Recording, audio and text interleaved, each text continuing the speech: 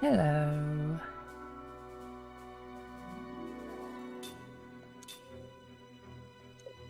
So, my grinding yesterday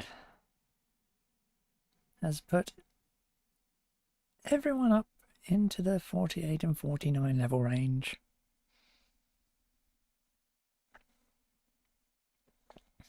I also took the time to learn how the leveling system works in the game. It's like Suikoden and Final Fantasy VIII, that you have a fixed amount of experience per level and the amount of experience enemies give changes. Shoot, I should not have done that.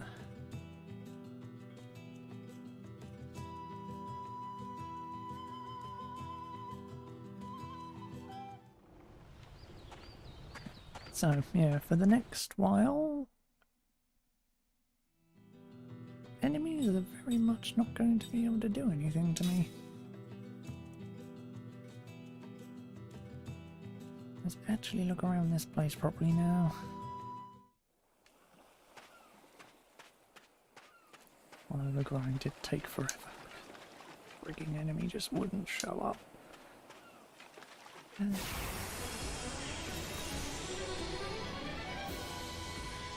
We've taken the advantage!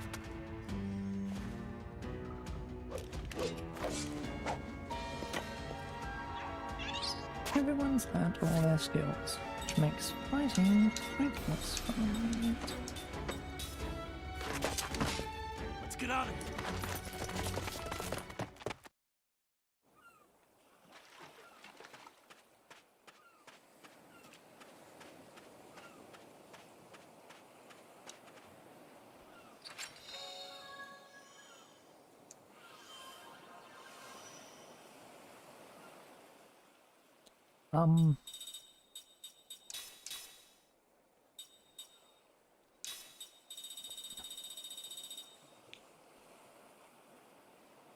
Okay.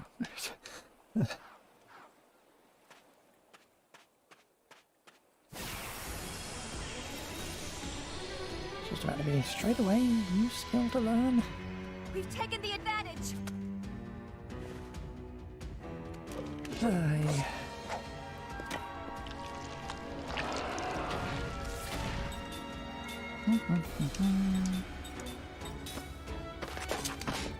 Ugh, of course.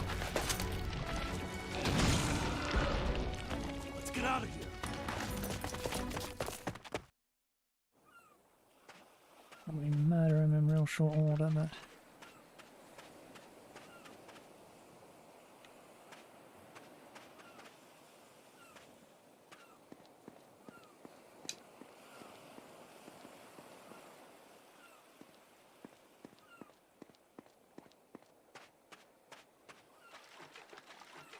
Just all there is.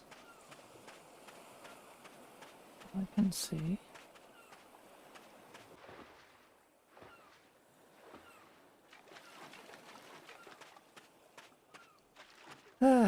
Okay.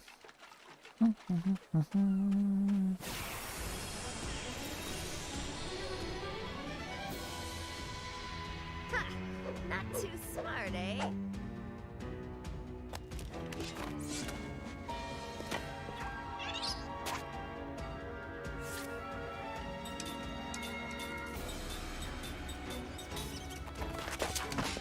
Let's get out of here!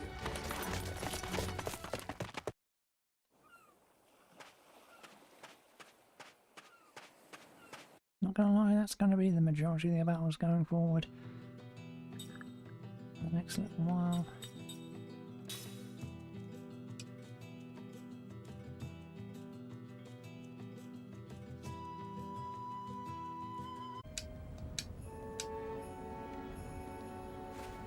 Oh, it's the same.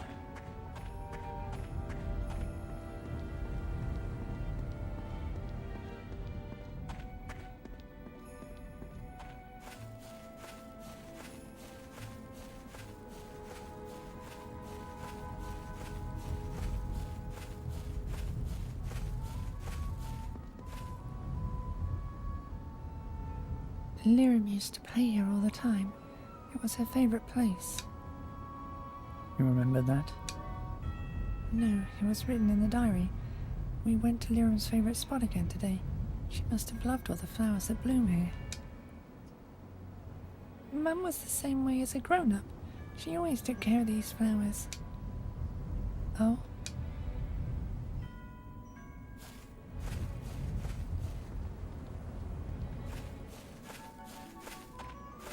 I figured there'd be one scene here at least.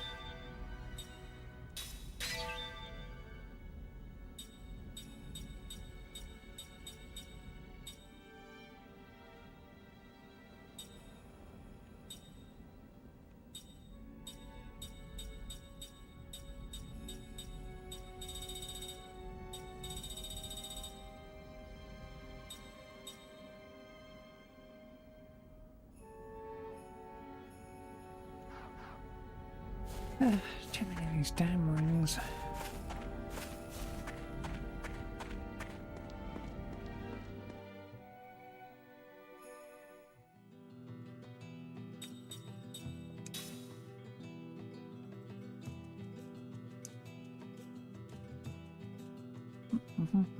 Anything new back here?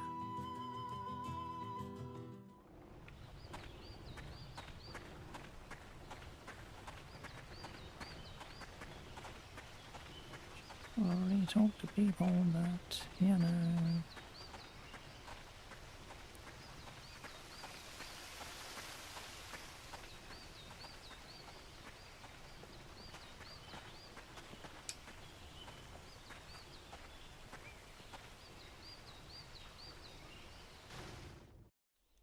Oh, and I also have a crap ton of money as well, which is nice.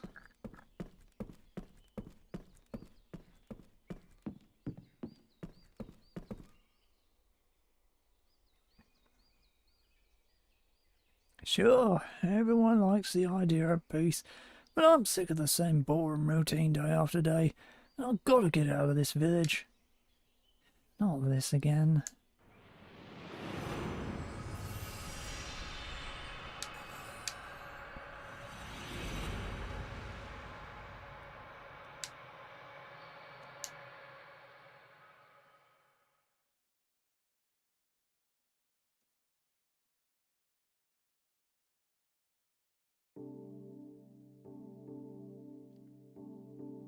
So long, friend.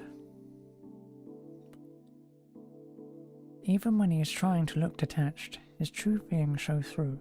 He is timid, cowardly, and gentle. He might try his best to put on a threatening expression, but the smile that comes afterwards is indescribably sweet and almost worshipful. This is why Kym is always telling him to forget it. This happens when they are perched on bar stools, or earning a day's pay in the quarry, or walking through the marketplace, or standing on the stone-paved roadway. But why, big brother?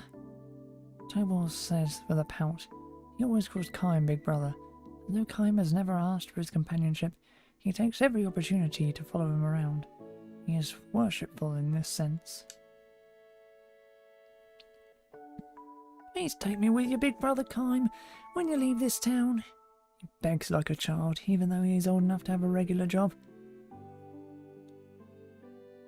Sailing over the oceans, crossing continents, travelling anywhere you like.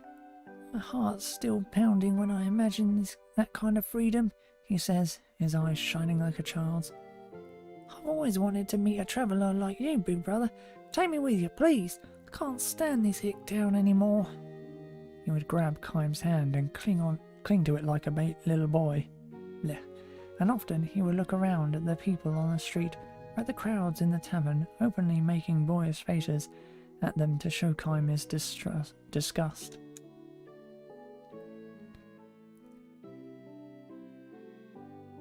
You come from another town, so you know what I'm talking about. The only thing this place has is its history. Sure, it's old, but it's half dead. Look at these people's faces. None of them has any spark. All they want is to get through one ordinary day after another without any problems. It's the worst place in the world. If I have to stay cooped up here much longer, I'm going to have moss grown on me.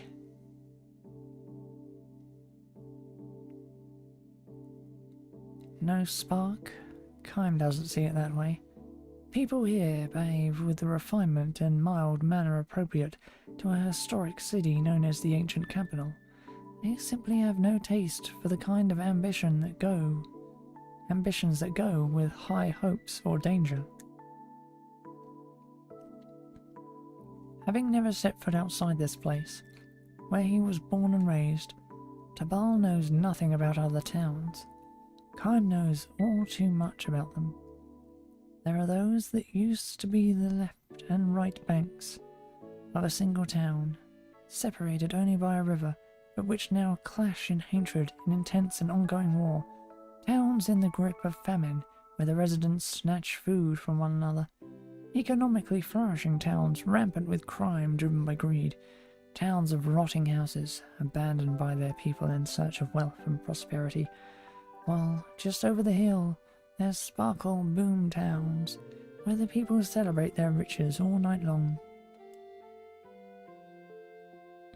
On his endless journey, Kime has seen towns without number, and he not only thinks to himself, but says to Tobal, "This is a good town." But praise is the last thing Tobal wants to hear about his hometown. "You must be joking," he says. "Not at all," says Kime. "This really is a good town." "I'm telling you, that can't be true." "No place is perfect, of course." "I'm not talking about perfection. You've only been here 6 months or so. You don't know. I've been stuck in this hick town since the day I was born. You can't know how I feel. I'm bored out of my mind. I'm sick of the place. I can't stand it anymore." Kime is not unaware of what Tobal is trying to tell him.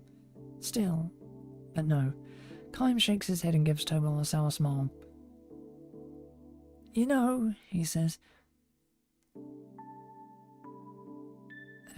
"You know," he says, "there are some people in this world who would give anything to get a taste of what it's like to have enough peaceful days to make you bored." "Well, that may be so." "I think you were lucky to have been born in a town like this, where the people are so happy."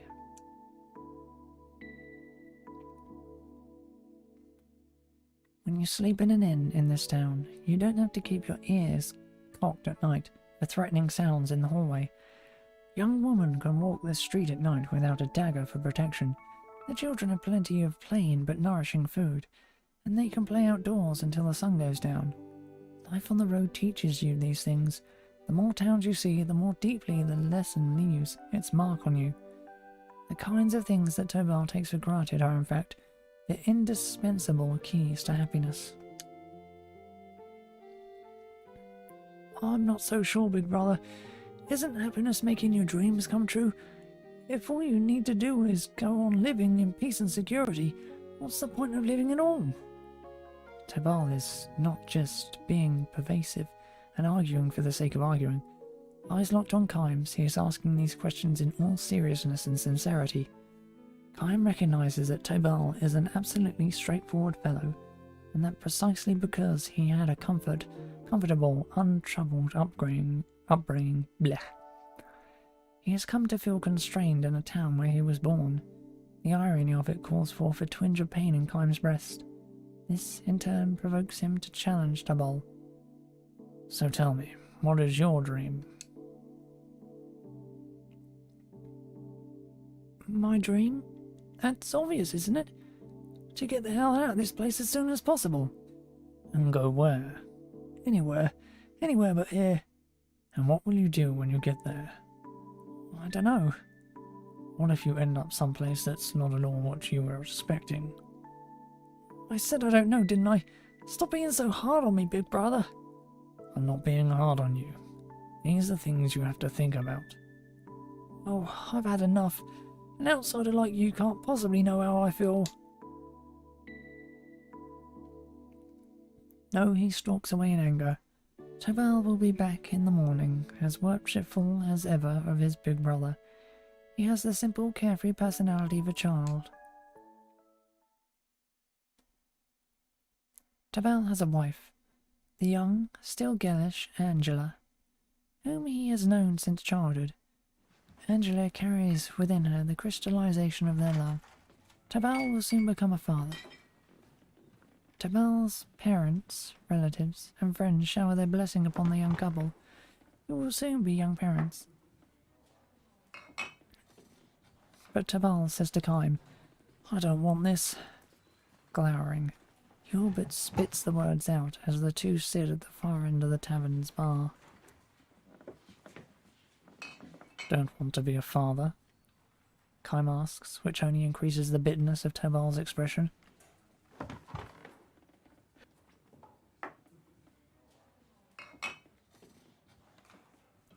That sneeze was coming for a while. Tabal nods, but as if to negate this answer, he mutters, "No, I'm glad enough to have a kid. How could I not be happy about that? But I don't know. I just don't want this." Can't quite put it into words, he says. He cocks his head a few times as if to explain himself, and then he swigs down his liquor. "You don't have a family, do you, big brother?" "No, I don't." "What does it feel like to be all alone in the world?" Kaim's only answer is a strained smile. Tabal interprets Kaim's expression and silence to suit himself. "You're absolutely free, right? Of course you are. No load to bear, no leg irons." "You think kids are leg irons?" "In a word, yes, to tell the truth. Angela is too. My parents, when they get old, they'll be another burden. Working every day for Angela and the kid, raising the kid, taking care of my parents, and my life ends. That's what the birth of a child is. It's a life, like a life sentence. You're stuck." Kaim does not nod in agreement with this. Neither does he try to argue against it.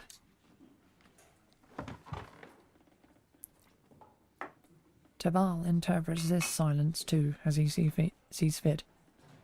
"I know what you're thinking," he frowns. "Shut up, kid. You don't know what you're talking about." Kaim says nothing. Tabal, uncomfortable, looks away. "I'm glad," he says, more to himself than to Kaim. "I'm glad to be having a kid with Angela. I'm going to do everything I can for them. It's true. I wouldn't lie to you.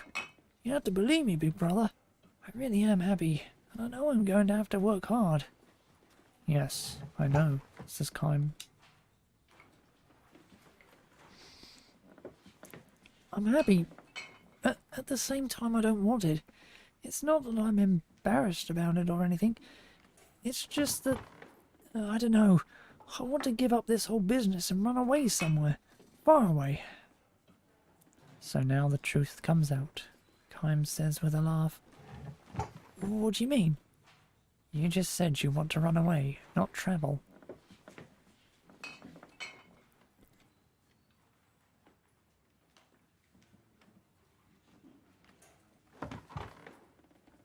I should have a glass of wine when I do this. This is probably Tabal's true feelings, to which he gives grudging assent. "Suppose so. How else can I put it?"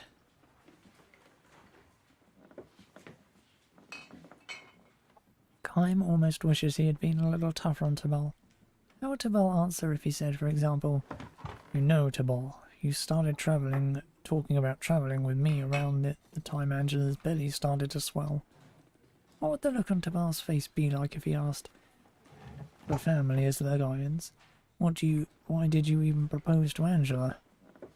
How would Tabal shift his gaze if he confronted him with, "You know, Tabal, if you want to get out of the town so badly, You don't have to travel with me.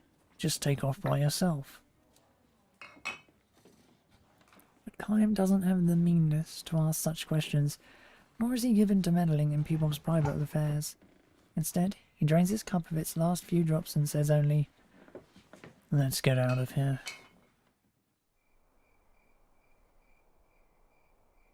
Even after they have left the tavern, Taval goes on about the stupidity of living the rest of his life in this town. The broad night sky is clear, the moon is out and perfectly round. "I'm asking you again, big brother, when you leave this town, just say the word to me. Wouldn't it be better for you two to have a travelling companion?" Taval is starting to go in circles again, when Chaim interrupts him. "Didn't you want to get out there all by yourself? Travelling with a companion is not exactly a solo trip." "No, well, you see, you're right. I'll just go part way with you.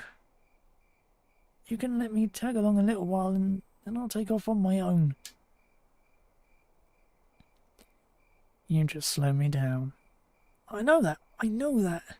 Travelling is hard, sure, and my life might even be in danger sometimes. I know that, but that's what makes it so thrilling." "Risking your life is no game." "Look, if I turn out to be a drag on you, you could just leave me behind. That's it. I wouldn't mind that. I mean, look, I'm ready to leave my parents and my wife and kid behind."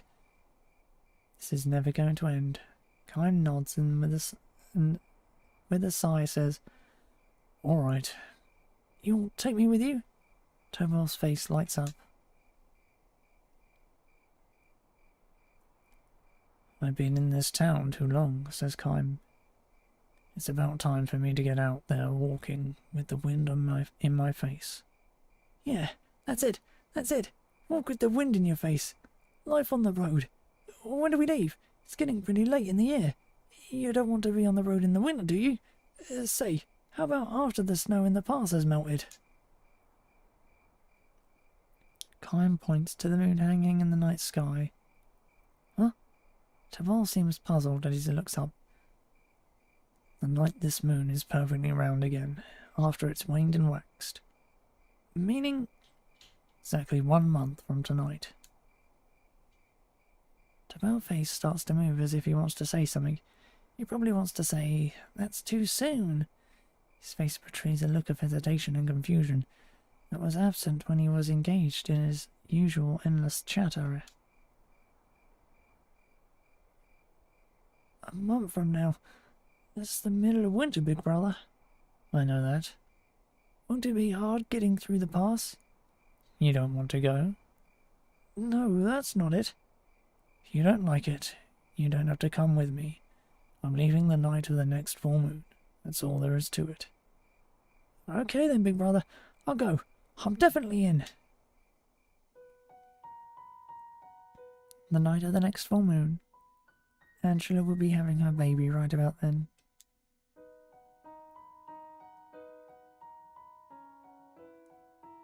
The month slips by. Toward the beginning, Tabal is excited, and whenever they meet he reminds Chaim, "Don't forget your promise, big brother." After the waning moon has disappeared from the sky, however, he begins to grow more reserved. The vanishing moon reappears in the sky. As it waxes little by little, Tabal stops trailing after Chaim. Sometimes he goes so far as to slip away through the crowd when he sees Chaim approaching in the marketplace. Chaim notices Tabal's change in attitude. It is something he expected to happen and was even counting on. Hands upon her swollen belly, Angela wears a smile of deep serenity as she shops at the market. Not just Tabal, but everyone who encounters that smile of hers must surely come to realize this. The dreams of the young, to be sure, involve doing what you want to do. But that is not the only kind of dream there is. When people grow up, they see that there is another kind of dream, and that is to wish for the smile of the one you love and who loves you in return. To long for it always and forever. That is another kind of dream that people come to understand when they grow up.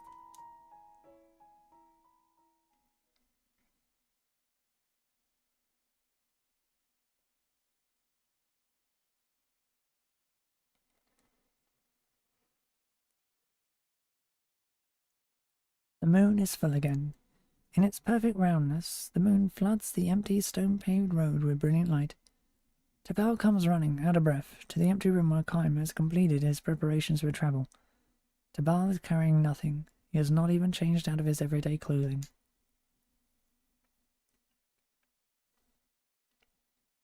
Big brother, I'm so sorry, he pants, gasping for breath. He ducks his head repeatedly before Kaim an apology. You changed your mind? Kaim asks, trying not to smile. No, not at all. I'm going to go. I plan to go with you, big brother. Only... Angela went into labour as the sun was going down, he says. They called the town's most skilled and experienced midwife, but Tabal still hasn't heard the baby cry. The birth is taking much longer than it should.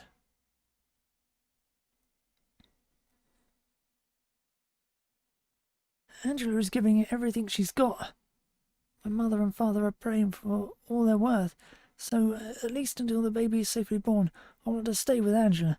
She says it calms her down to hold my hand, so, well, I really can't leave her now. Kaim nods to him with full understanding.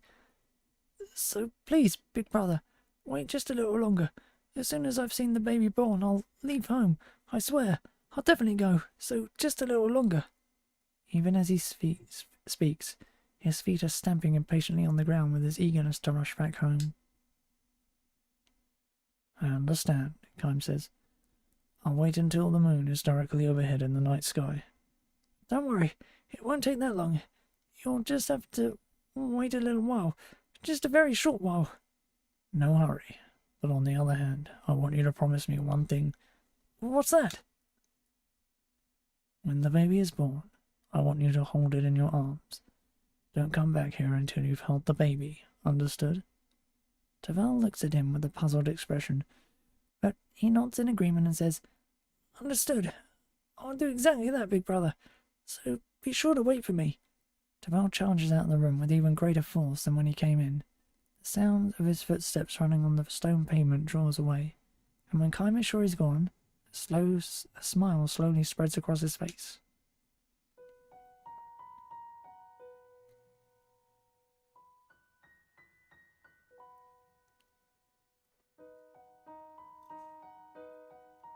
Tabal never comes back.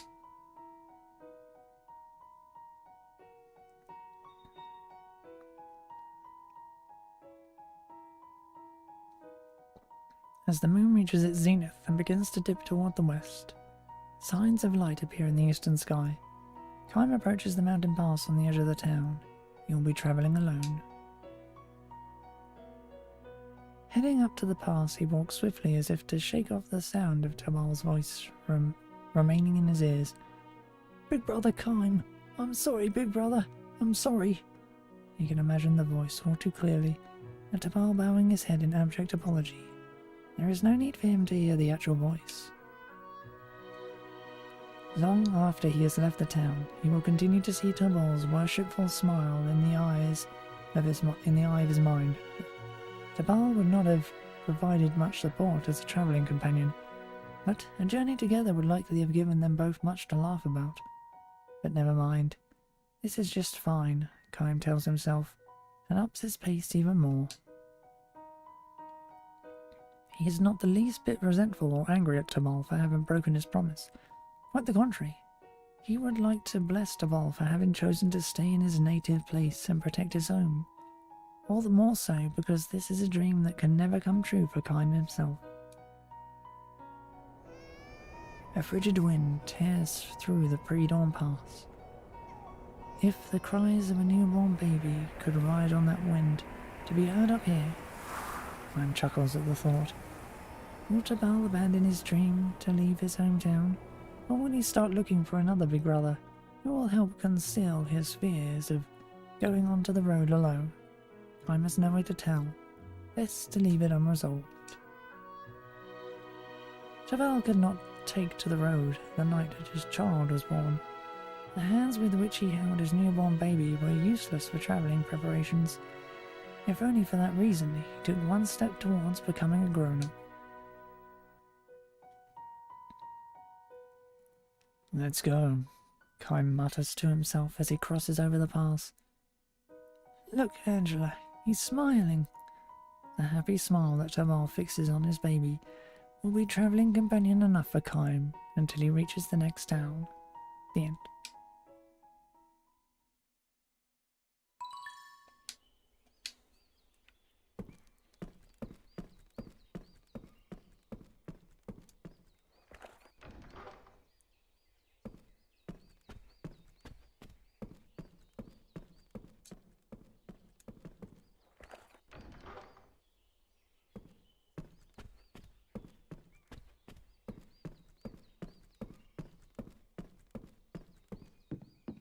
Crap like that while we're checking out the town again.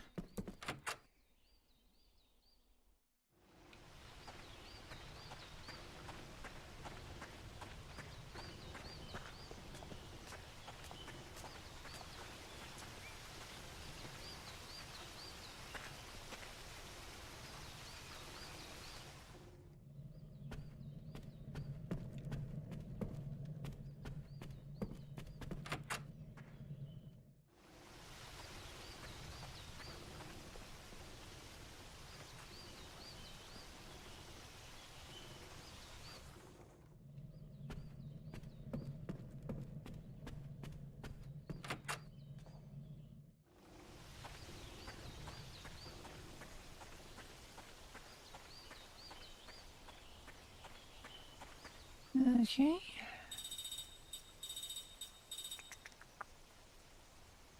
Where is the,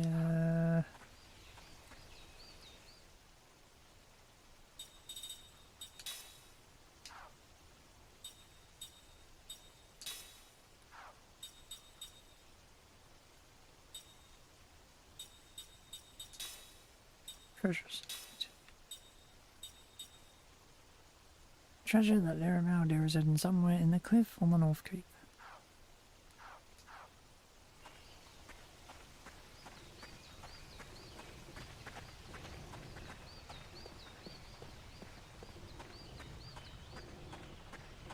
There's no others, unless I specifically have to talk to someone. Which is something I'm not going to do.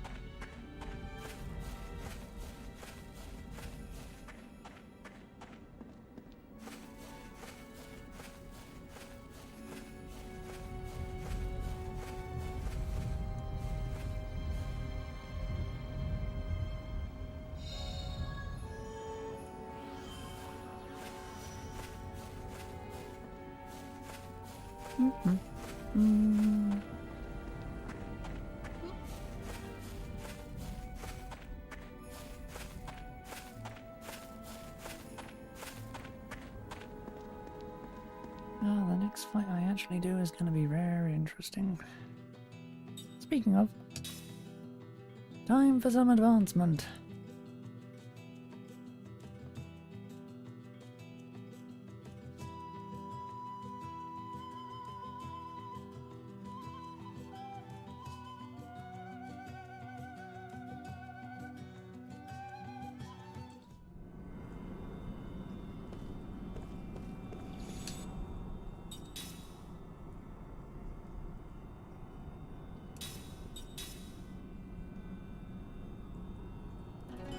To be honest, I'd like to finish off all of this too today.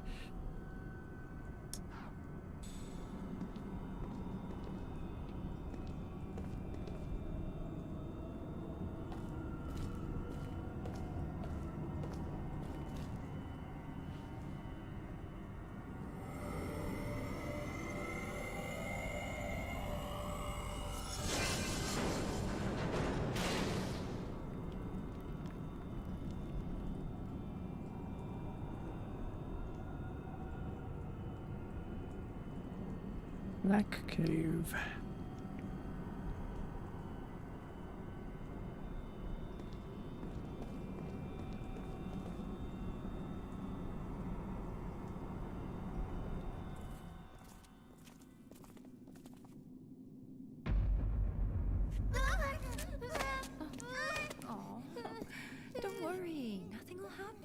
It's okay. What is this? Goats and soldiers? Were they coming to recruit men from the village? I imagine so. Huh? Hey, wait a minute. I thought you said the cave critters would leave us alone if we didn't bug them. Liar. That's what they were supposed to do. Something's not right here. I sense something. Something terribly ominous. Stay alert!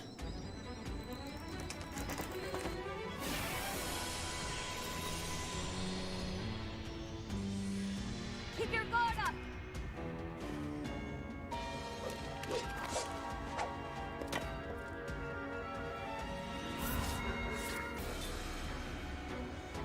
Wind. The fire.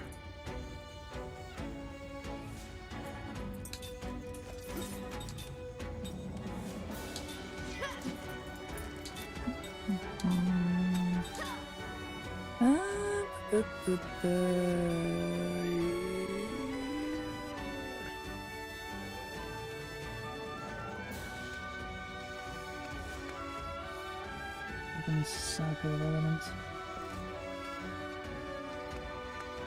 Wind is susceptible to fire.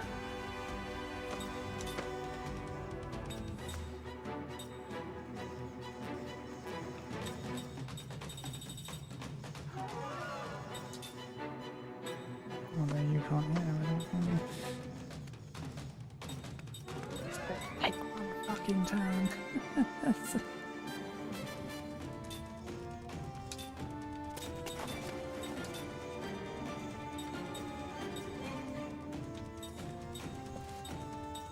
Can I do another one now?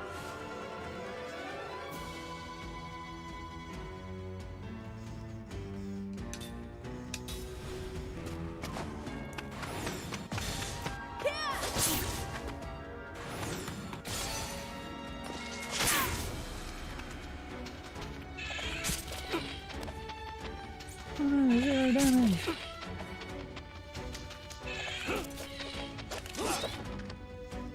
Sweet.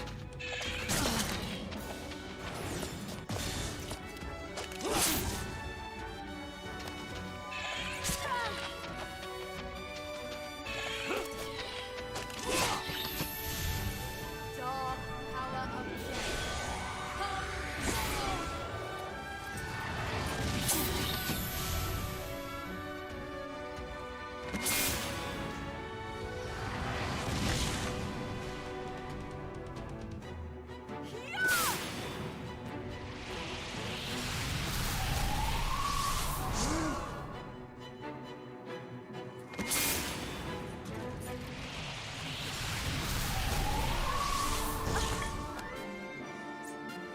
That is an interesting counter. Thank you. Now you did.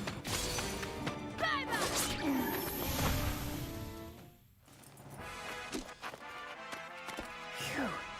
That was a close one.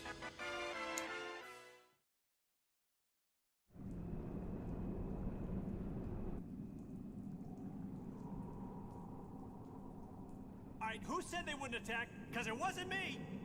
Some mysterious power was driving them, making them attack us. Didn't you feel it? But why? It must be magic energy. You mean Gongora? Not necessarily. Couldn't it be that this world's natural magic energy is having some kind of effect?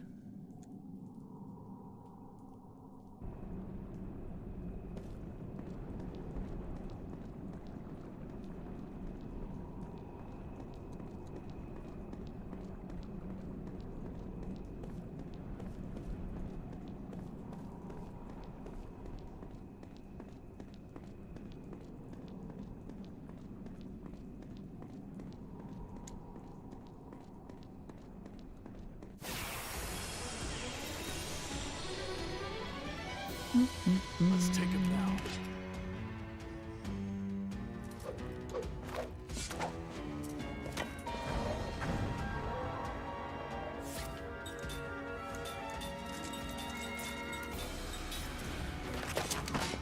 Let's get out of here!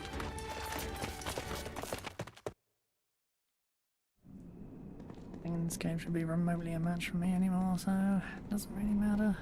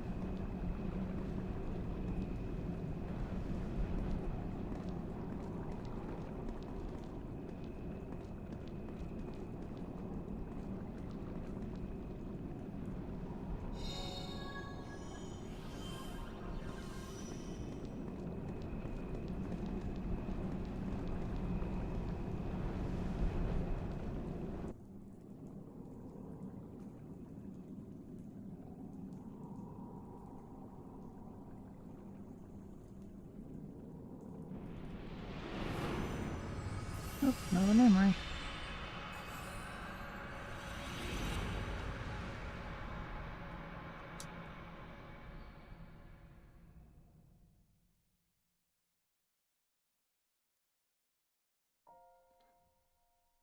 Tragedy of the Butcher General. Everyone knows this general as the Butcher. He is strong in battle, a skilled tactician. He has mastered the techniques of turning the specifics of a topography and timing to his advantage, and he is outstanding above all in the skills of an individual warrior. Victory on the battlefield, however, does not lead straight to butchery. Many generals have been nicknamed for their military prowess: the victorious, the indomitable, the invincible, but only one is known as the Butcher.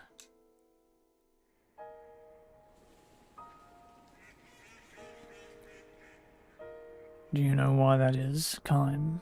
The general asks, as he gloats over the vast mountain of corpses. Kime does not reply. He entered the fray as a mercenary, but his exploits far outclass those of the regular troops. For the general to call a man into his presence and speak to him face to face is apparently an honor beyond even most officers' wildest dreams.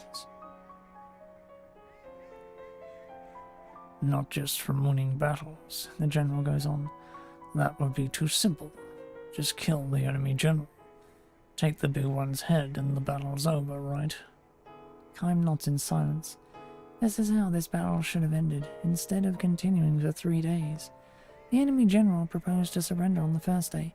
He offered his head in exchange for the lives of his men and the villagers, but the Butcher rejected the offer and continued his all-out attack on an enemy that had lost the will to fight, annihilating them in the process. The last day was used to burn down the forest into which the unresisting villagers had fled. The real battle doesn't end when you raise the victory song on the battlefield. If even one person survives, the seed of hatred lives on. I'm talking about the desire for revenge. Nothing good can come from leaving that behind. You must cut the cause of the future troubles at the root. This is why the troops under the general's command killed the young men of the village. After they went through exterminating the enemy troops, they also killed the unarmed old people. They killed mothers fleeing with children in their arms. They killed children they stripped from those mothers' corpses. Do you think me cruel, Kime? I do, answered Kime, nodding. The officers gathered around them went pale, but the Butcher himself smiled magnanimously and went on.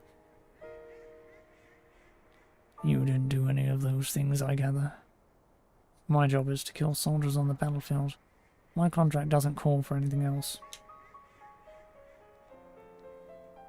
And I'm saying that that is a foolish line of thinking. The soldiers you killed have brothers and children. Do you plan to go on living in the fear of their revenge? That is sheer stupidity. If you wipe out the entire family, you can live without such worries, you see. The general laughs uproariously, and the surrounding officers all smile in response. Kime, however, his expression unchanged, starts to walk away. Where are you going, Kime? We're through talking, aren't we? My contract has ended. Never mind that. Just wait. When the general says this, several soldiers stand to block Keim's way. Listen, Keim. I've had reports of your performance from the front line. What do you say to fighting under me from now on? You can exploit your material talents to the full. Martial talents, even. Ugh. I'm not interested. What's that? I will never draw my sword on an unarmed opponent. The butcher is momentarily taken aback, the shock written clearly on his face. You still don't understand, do you? You should try reading a little history. You'll find that hatred only breeds more hatred. This is what inevitably brings down even the most prosperous nations and powers, which is why I make absolutely sure to sever it at the root. If you ask me, General, war and butchery are two different things. The same goes for valor and brutality. You lowly mercenary dare to lecture me? Let me tell you something about hatred too, General. It doesn't evaporate from cutting off a life. It remains in the earth, in the clouds, in the wind. I have lived my life in that belief, and I intend to go on doing so. You stupid. Butchery is the work of cowards. That is what I believe. Where do you get the nerve? The general glares at Keim, and his men draw their swords. At that very moment, from within the scorched forest, come the cries of soldiers.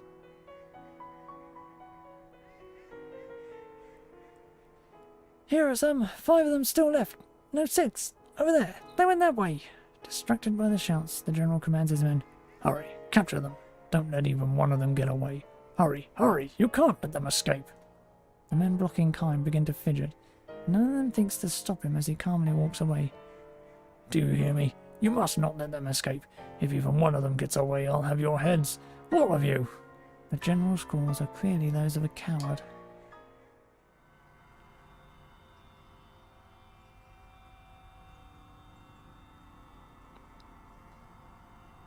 The butcher presided over many battles after that, and he burned countless villages to the ground, butchering all of their inhabitants. Then, one night, something happened. The general felt a strange, itching sensation on the back of his hand. It was different from an ordinary insect bite or skin eruption. It was deeper down, and felt like a kind of squirming. This is odd. Clawed at his skin, but the itch would not subside. It was very strange.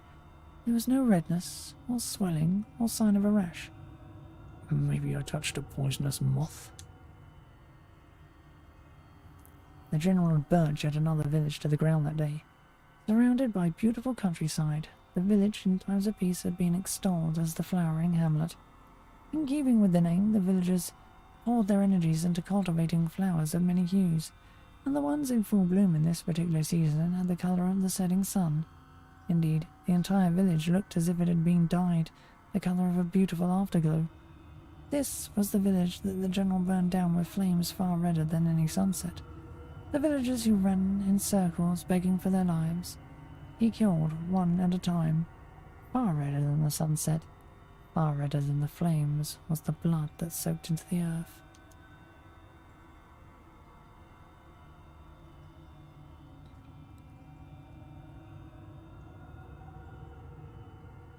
This is how it always is. I didn't do anything special today. Shaking the hand that refused to stop itching, the general took a swallow of liquor, and in that moment it happened. Tearing through the thin skin at the back of his hand, a number of small grain-like things emerged from within. No blood flowed, no pain accompanied them. Exactly the way plants sprout from the earth. No, the things that covered over the back of his hand before his very eyes were, unmistakably, plant sprouts. Horrified, the general took a razor to the back of his hand and tried to shave the things off. When the blade came in contact with them, however, it gave off sounds like human moans. Sounds exactly like the moans of a human being dying in agony as his entire body is slashed by swords. Or like the moans of a person who is being burned alive. Shut up, damn you! Shut up, you hellish! Holding the razor in one hand, to shave the other, he could not cover his ears. His body was soaked in a greasy sweat by the time he succeeded in shaving the horrible things from the back of his hand. To salve his own anger, he shouted for the men who were supposed to be guarding him. Where the hell have you been? Sir? You should have come running when you heard unusual voices coming from my tent. That is your job as my guards. The guards gave each other puzzled looks, and the first replied hesitantly to the general, Give me, sir. We were standing just outside the entrance, but we never heard any such. The general glared at his guards, enraged, but after struggling to keep his welling anger in check, he shouted, Never mind then, get out. He was too upset to waste time on subordinates. Almost immediately, the itching attacked the back of his hand again, but this time it was not limited to his hand. His flanks, his shoulders, his buttocks, behind his knees, his whole body started to itch. Alone again, the general tore off his nightclothes and inspected his entire body. In the moonlight, seeping through the roof of the tent, the things were sprouting from everywhere now, and some even had leaves beginning to grow on them. The general raised a soundless scream and began wildly attacking the growths, wherever he could reach them. Each one he cut from his body released a horrible moan. Horrible, horrible, horrible. His bedsheets turned green before his eyes, and soon the numberless sprouts were transformed into numberless human corpses. They covered not only his bed, but the whole earth, before they melted into the darkness of night and vanished. One sleepless night followed another, in endless succession. The horrible things kept sprouting from his skin, however much he cut them off. Ointments had no effect. He tried taking every poison-quelling tablet he could get his hands on, but nothing worked. He could not speak of this to his subordinates. If a rumor spread that strange plants were sprouting from the butcher's body, it would embolden his enemies and discourage his allies. One of his subordinates might even try to take his head at night. His cowardness had earned him the name of the Butcher, and that same cowardness was what turned the general into a lonely, isolated man. He had no one he could tell about this. Each night the general would wage his lonely battle, though perhaps it could not be called a battle precisely. The things merely sprouted from his body and put up no resistance. When he took the razor to them, they would simply moan and fall away. What the general was engaged in on his own was less a battle than lonely butchery. Several more nights went by. The sprouting continued with undiminished force. The single fortunate aspect, perhaps, was that the things only sprouted in places on his body where the general could reach with his razor. This could as well have been a curse, however. The general had no choice but to go on shaving the things precisely because he could reach them. Precisely because he was able to perform the butchery by himself. He could not call for help. His lonely butchery continued. His sleepless nights continued. The general's flesh wasted away.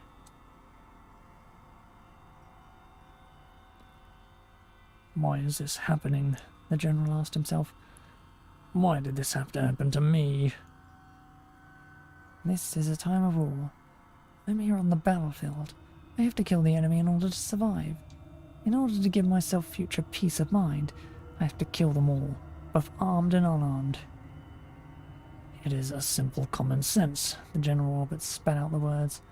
All I have done is the sensible thing in the most sensible way.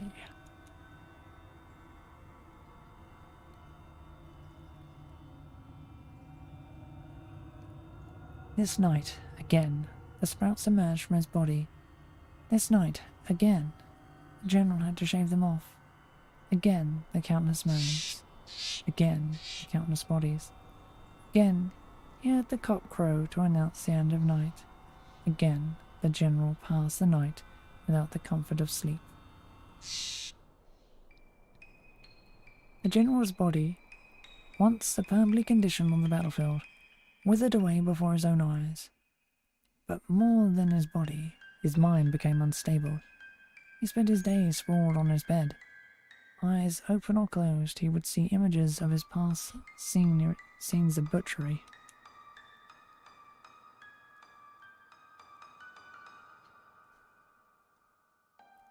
Now he began to recall the words of a skilled but insolent mercenary. Hatred doesn't evaporate from cutting off a life. It remains, in the earth, in the clouds, in the wind. The general wanted to see that man again, to see him and ask him again, "Have I been wrong all these years?" The man himself, a man of few words, would probably not answer his question. Still, the general wanted to see him again. That mercenary, that Kime fellow. The sun went down, the night gradually deepened. As always, the itching started, and the plants began to sprout. But the general, grasping the razor in fingers that now looked like withered branches, no longer had the strength to shave them off. His back began to itch. This was the first time the things had sprouted someplace beyond his reach, as if they had been waiting for this opportune moment. Sprawled on his bed, the general let the razor drop from his hand. Enough. I don't care anymore. The sprouts kept growing, creeping over him, and before long they had covered him completely. At that point, his back split open, an unusually large sprout emerged. By dawn, the sprout had fully matured, and before the cock crowed, it produced a single blossom the colour of an evening afterglow.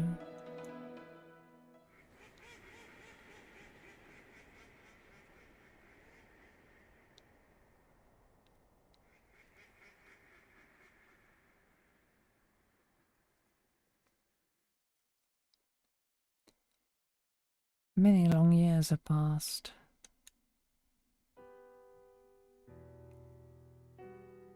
Visiting the old battlefield, Kime finds a flower garden there, blooming in profusion of flowers of clearly different shapes and colour than the ones along its border.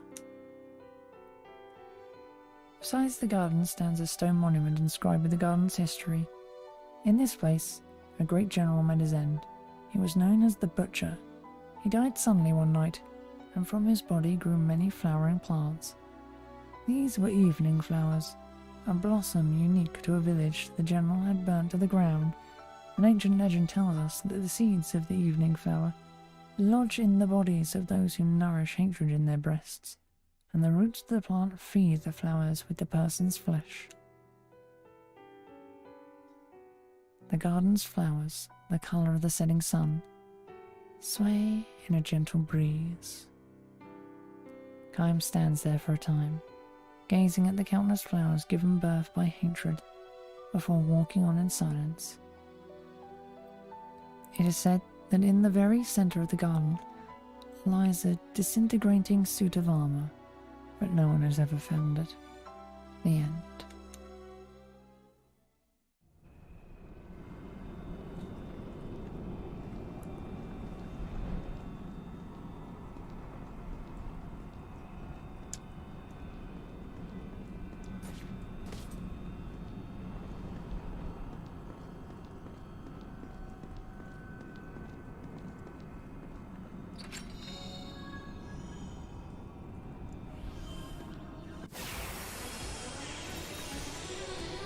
Well, that was a story.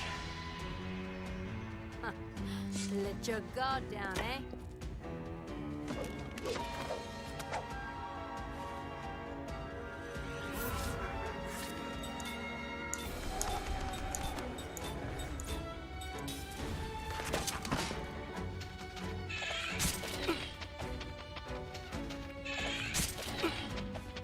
Let's get out of here.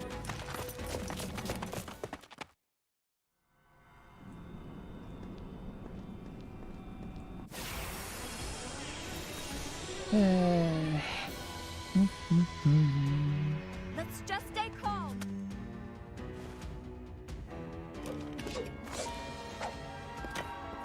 I really probably should kill him for materials, but...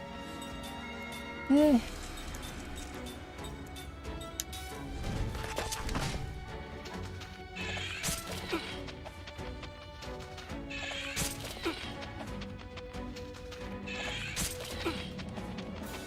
No, attack does not like the trigger, does it?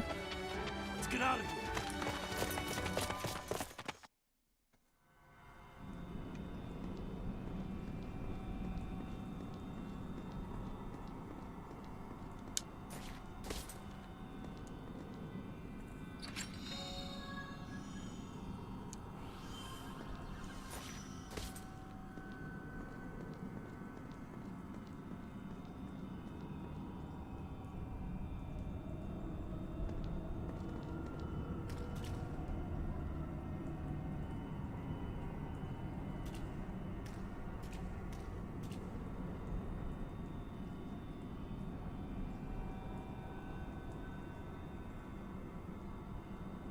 Oh, what's that thing? It's all lit up.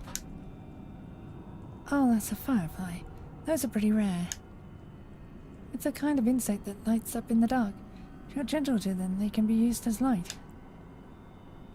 Ugh, I'm not so sure about this. Oh, stop being such a wimp. Here, put one on your shoulder. See, it'll stay there.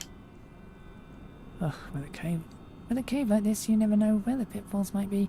It could be pretty dangerous, so we need to protect our light sources.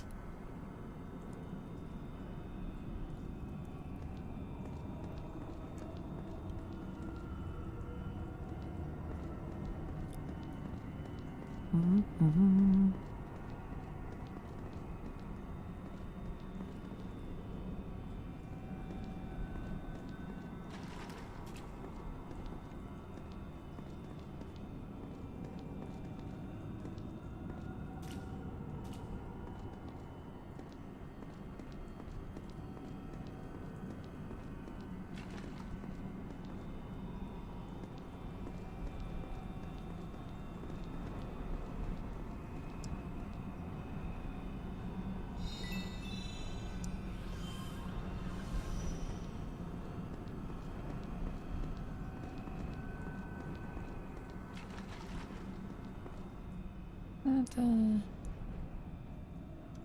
God, I can't tell. I've got way too much HP.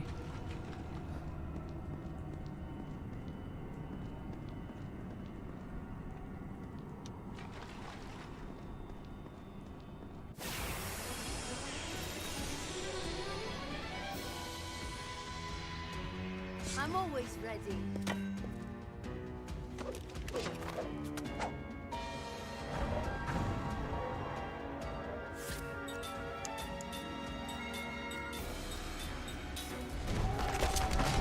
Let's get out of here.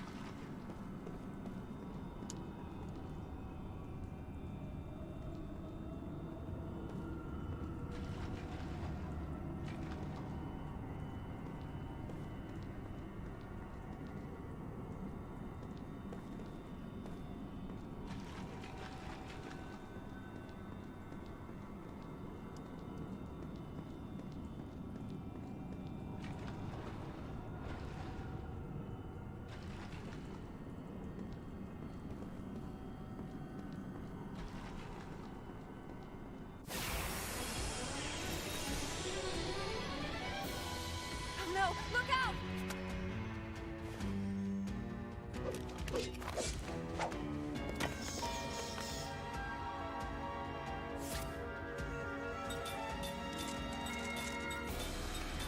Which much progress on it? No.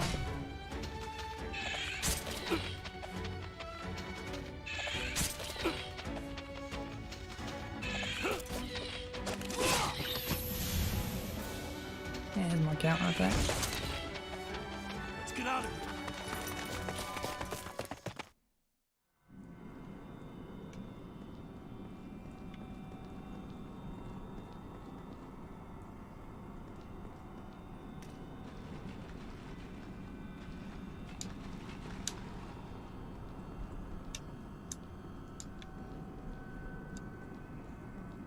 How do I get up to you?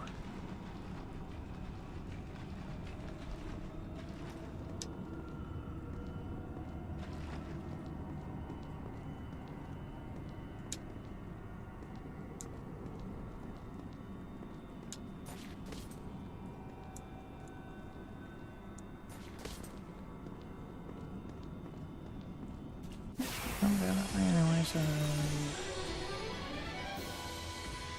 Oh no! Look out!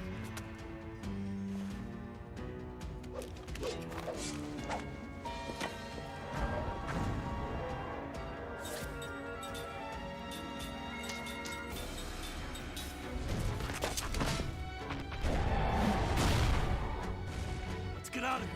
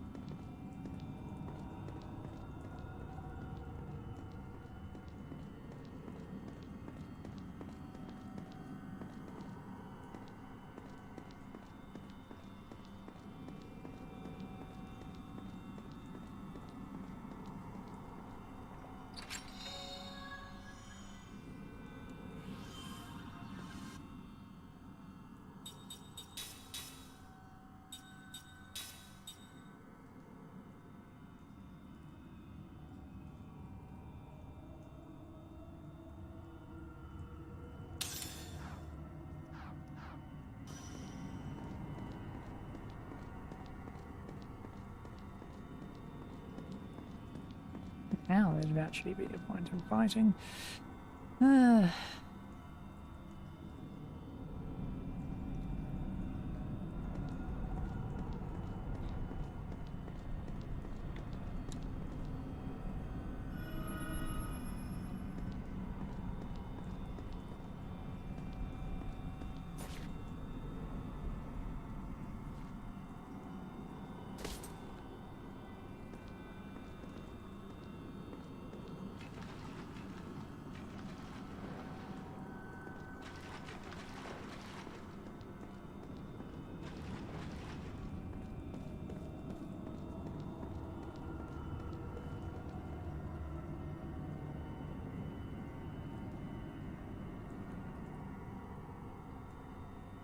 Okay.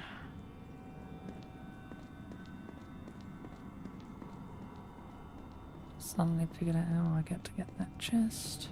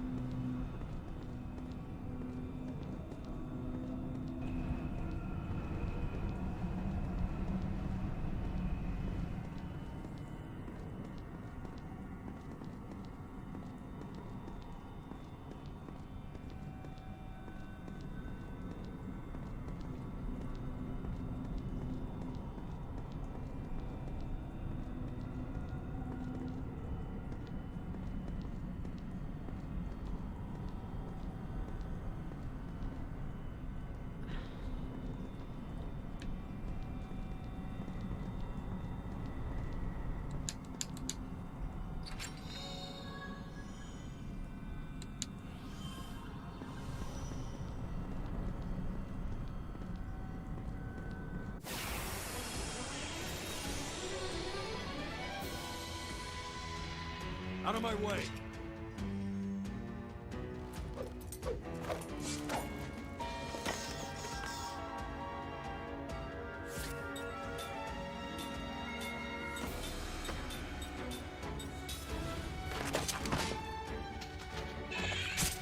smart thing here would just be to stay close to the edge. Let's get out of here. Because I imagine the holes are all in the centers of the rooms. There's probably one over there.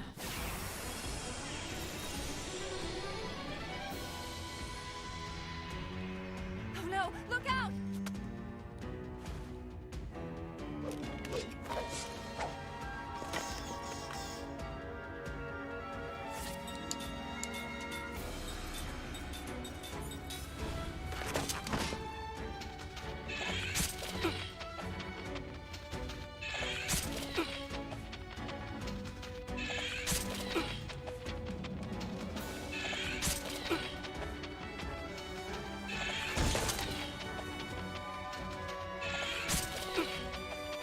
Let's get out of here.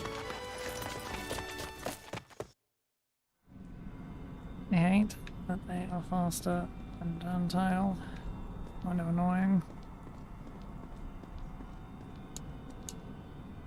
Another one of those bloody things.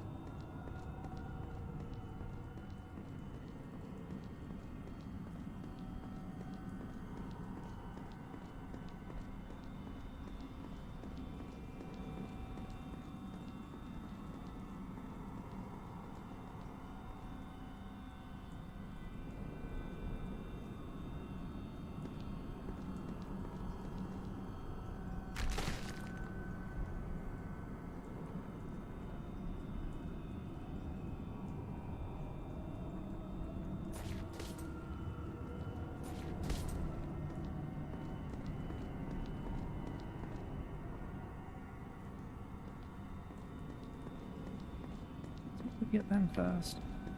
Right, can be a hole.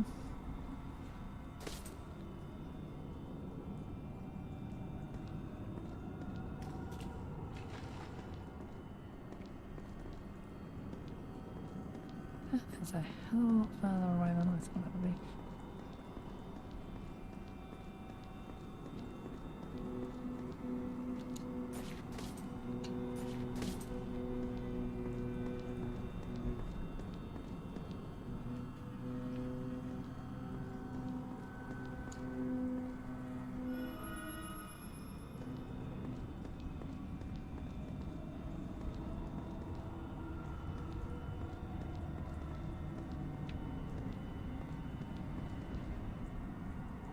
There's a lot of little buggers, aren't there?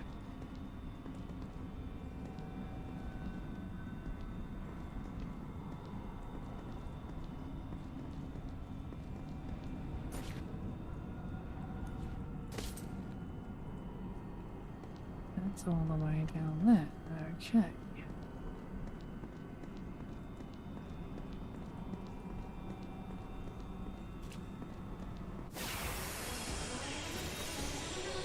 Ah. If it's a fight you want, you got it.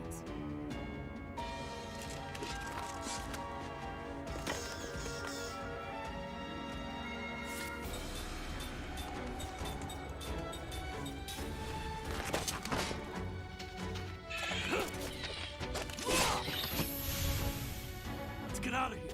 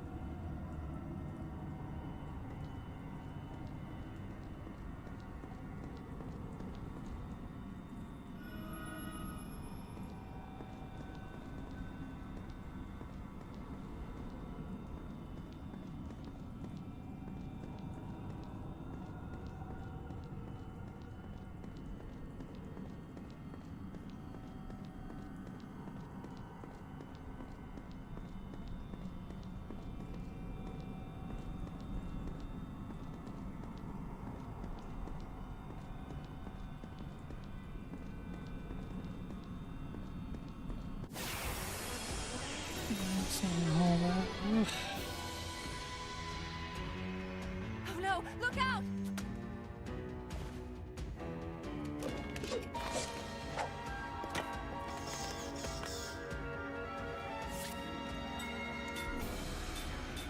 Good, you little fucking bugs.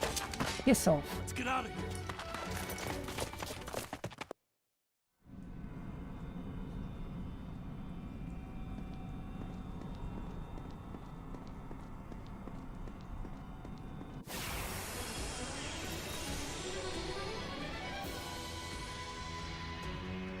If it's a I fight you said, want, you piss got off, it. random battles. Unwanted.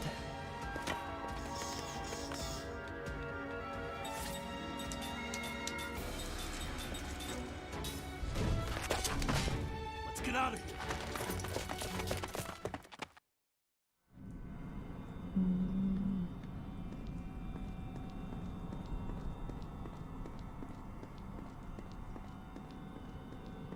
There are no holes over there at all.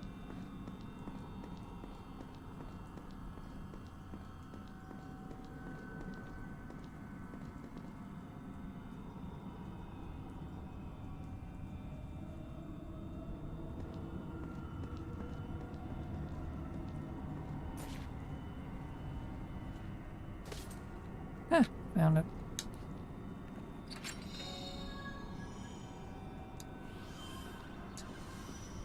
And that was not worth it.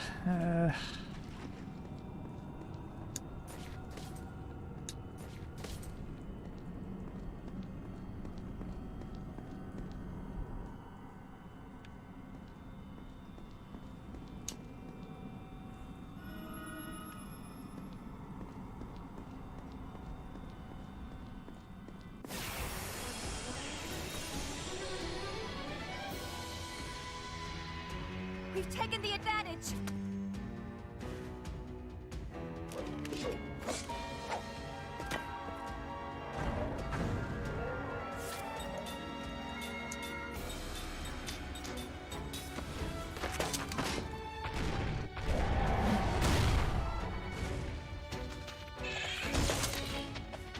Let's get out of here.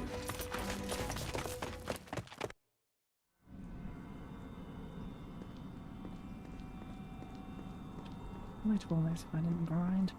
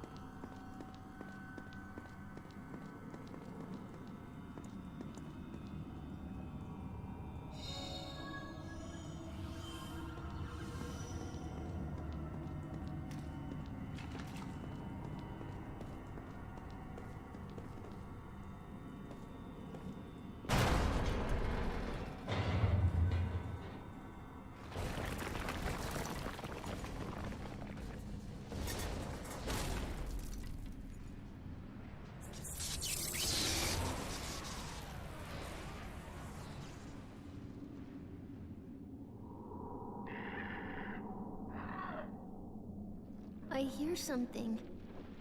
There's something there. They're coming! No way! Can't be serious! Now this is more like it. There's only one way out. We have to go through them.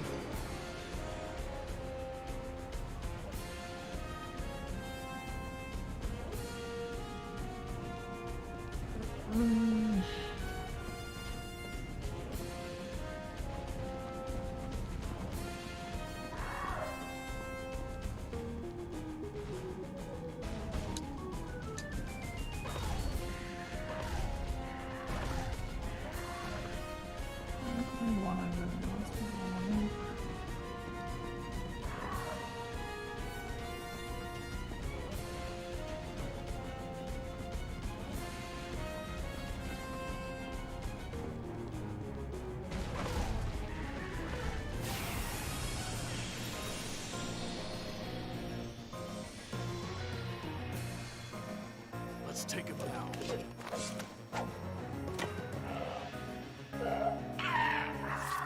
What are we up to? Earth.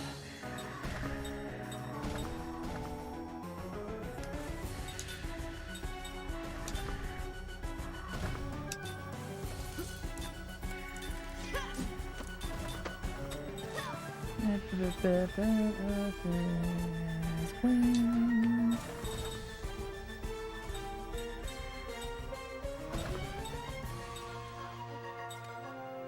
I really wish I could.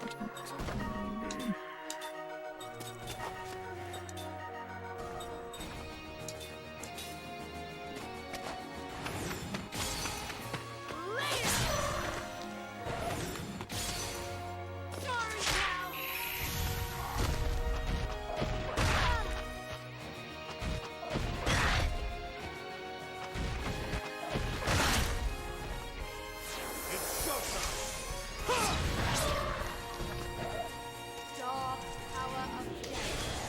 Come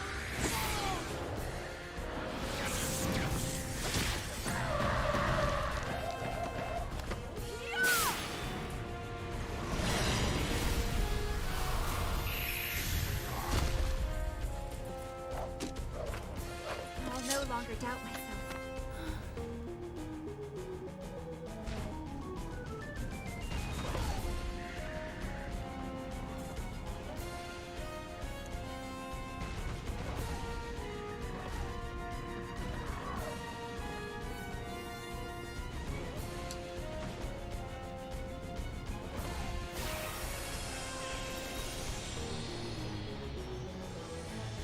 You want a piece of me?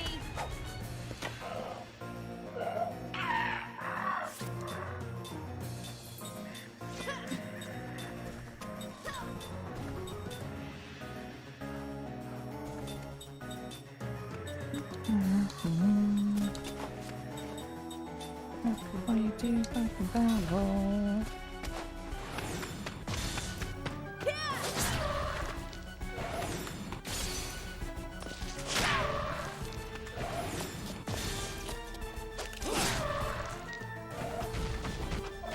I wish the castle would go before the enemies though, but what are you gonna do?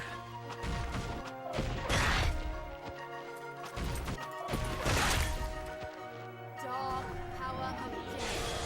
Come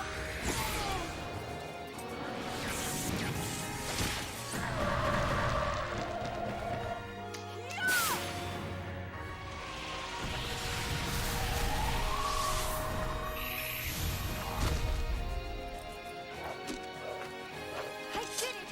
A perfect battle!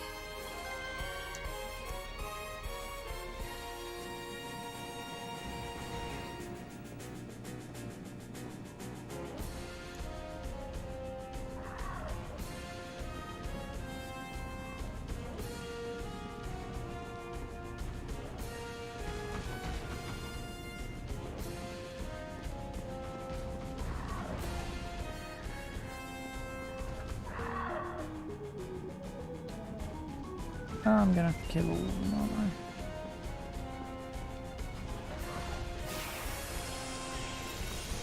It must finally be Here done. goes!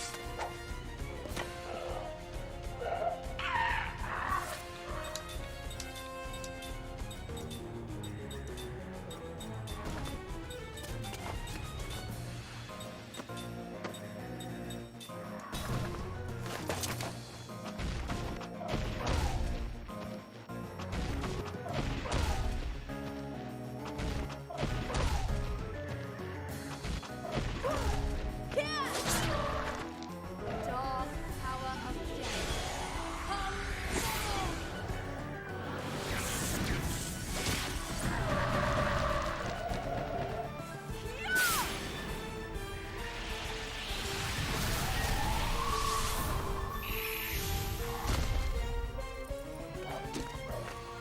I did it! A perfect battle!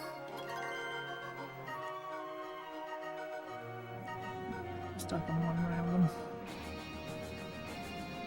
Damn it! Where are these guys coming from? They're not a problem to take down, but this is just getting ridiculous.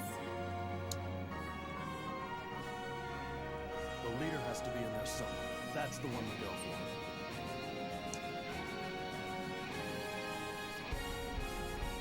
Which one could it possibly be? It's the red one.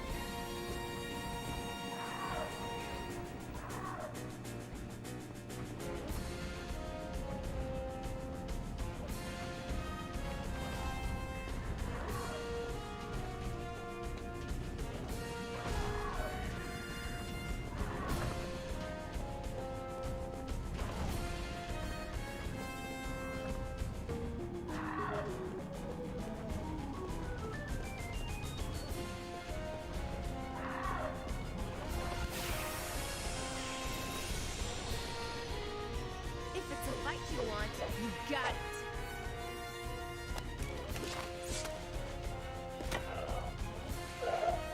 Ah, got him.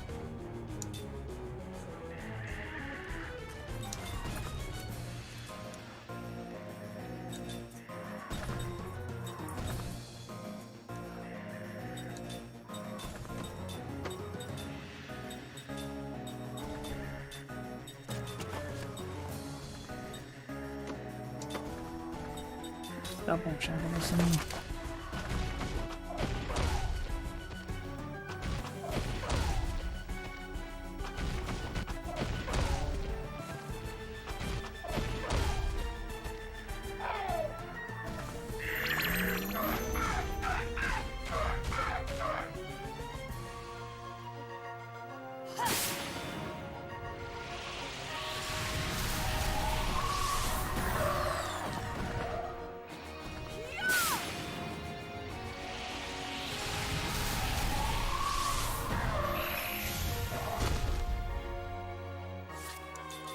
just beat the crap out of him.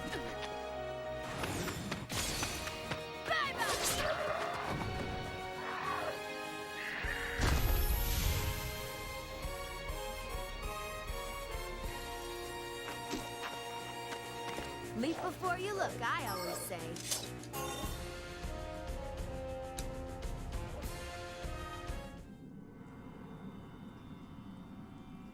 Hey! They're all running away! Hey, if you want to defeat the body, just cut off the head.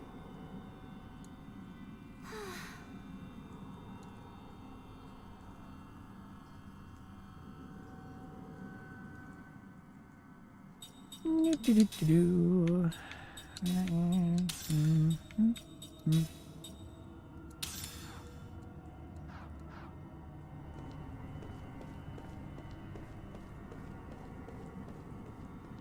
Now, what do I get up to you over here?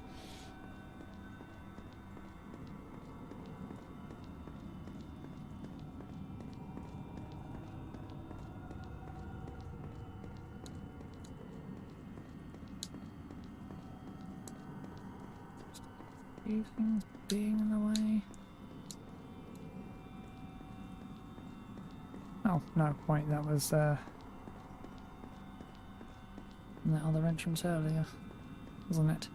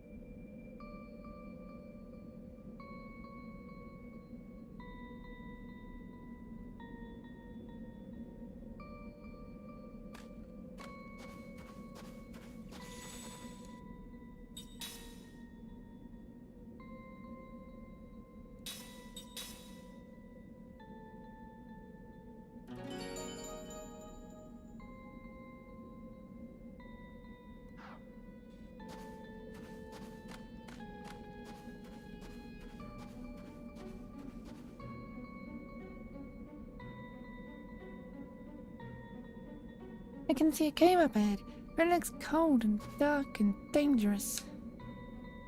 Just look at that. With those ice columns blocking the way, we probably can't get through here.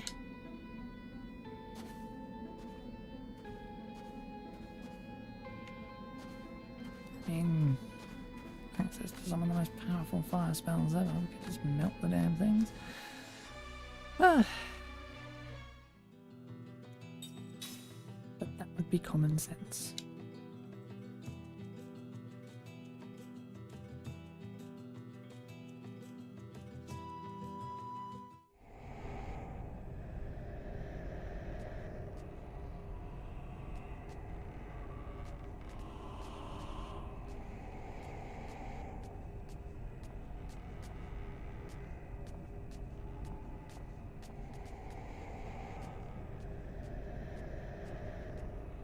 Something's not right with this town. Strange. Come to think of it, Saman is a merchant town. It should be filled with people from Gotsa and all corners of the world. Hey, what is that house? It looks like a face. Will you stop that?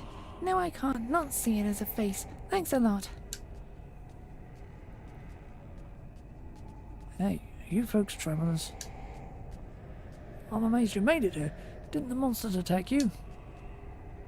Is there something going on? I'd say for a while now. Started about a whole year ago. We've been having all sorts of weird things happening in town. Furniture dancing around, children's toys causing havoc, and people are starting to wander around aimlessly like zombies. Well, we can't get any help from Gotsa either. Whatever it is that's causing all this also sealed off the ice canyon path that connects us to Gotsa. You're kidding. We're in a rush to get to Gotsa. Oh, don't look at me. That path is already dangerous, winding its way through the cracks of the glaciers. Now the entrance is blocked by these huge ice columns. The only way to Gotsa now is by sea, but the only ship we have left there hasn't been sunk is just a tiny boat. It isn't sturdy enough to make it anywhere near Gotsa.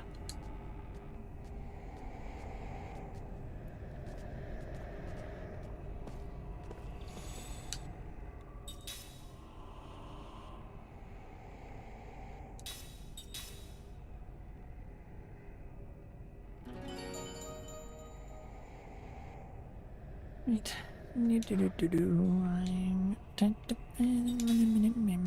Where are you? Slot seed. Boop.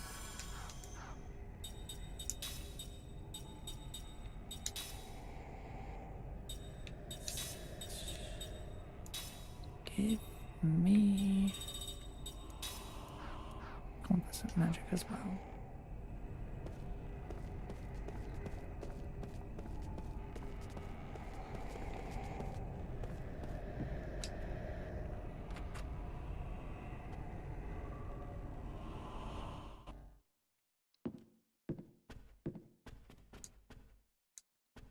Seeming very full injury at the moment.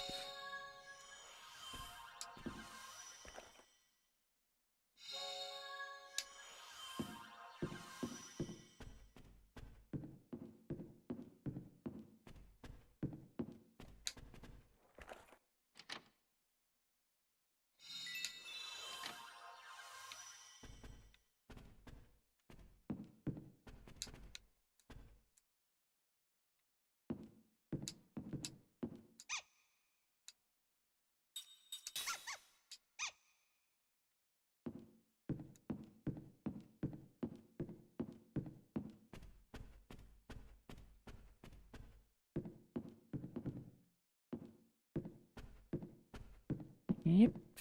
Gonna...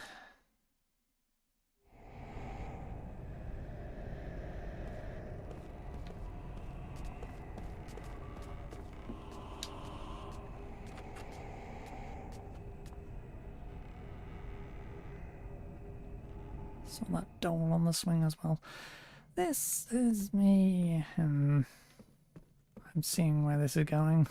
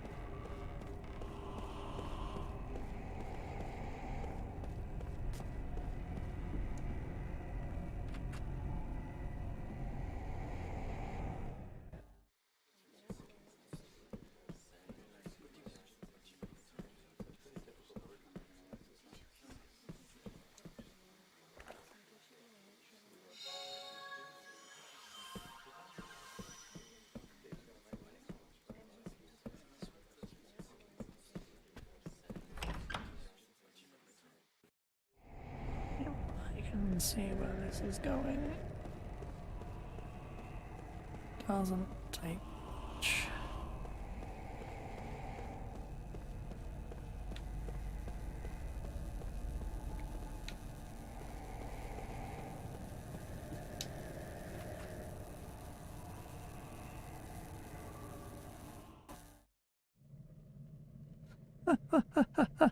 This money is all mine!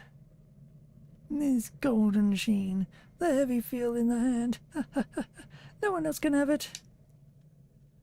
Whoa, hold on, who the heck is this guy? Don't think he's noticed us yet. He must be under a spell of some sort.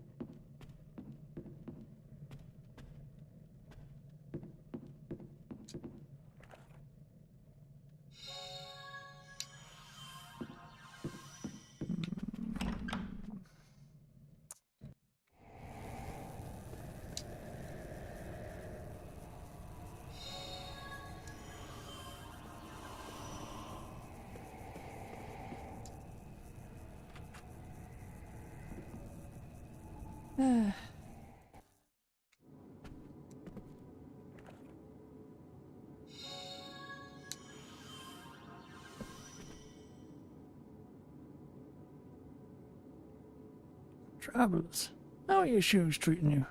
Ah, pardon me. If I surprised you, I'm a shoemaker, you see, so I always worry about people's feet.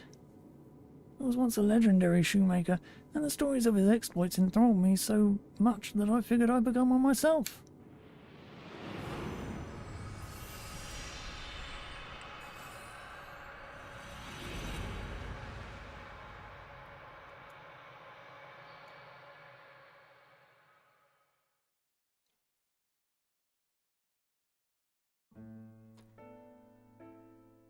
Story of Old Man Griot. Old Man Griot was known as the best shoemaker in the country. His shoes were light as a feather and tough as steel. They were also expensive, 3 times higher than anything else on the market. People who did not know his reputation were so shocked to hear what he charged that they would say, "The old man must be making shoes for his own amusement." Of course, this was not the case.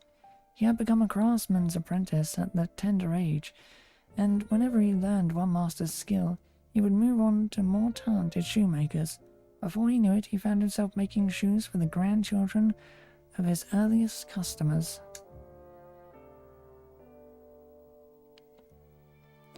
Griot was such a skilled craftsman, he could make any kind of shoe the customer ordered, but he was best at and most enjoyed making thick-sole travelling shoes. All his customers agreed. Once you've travelled in Old Man Griot's shoes, you can't wear anybody else's. Some would say, "You know what it's like to wear his shoes. You don't get tired the same way.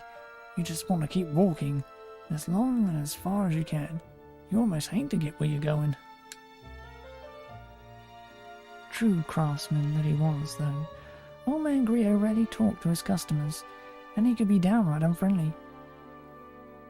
Complimented on his work, he wouldn't so much as smile. Instead, he would put another piece of tan leather on his wooden shoe last and start hammering away. The only time the old fellow would crack even the slightest smile was when a customer visited his workshop to place an order. Not that he was ever thrilled to get an order. What he most enjoyed was when a customer brought him a pair of shoes that had outlived its usefulness. He would stare lovingly at the worn-down soles and the disintegrating uppers, and he would actually talk to them. "You've done some good travelling, I see." His regular customers would never dispose of their old shoes themselves, because they know how much he enjoyed this. Neither would they do anything so foolish as to clean the shoes before handing them over to the old man. He wanted them straight from the road, covered with dirt, oil-stained and stinking of sweat.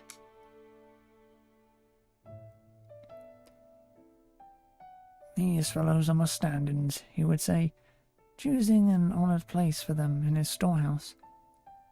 They take my place on the road, you know. They've done their job. I hate to throw them away just because they're no good anymore. Proud craftsman though he was, Old Man Griot never wore his own shoes. He couldn't have worn them even if he had wanted to. His legs were gone from the knees down. Terrible illness had attacked his bones when he was very young, and the legs had been amputated to save his life. The old man had lived his long life in a wheelchair. He had never once left his native village. This was what he meant when he said that his shoes did his travelling for him.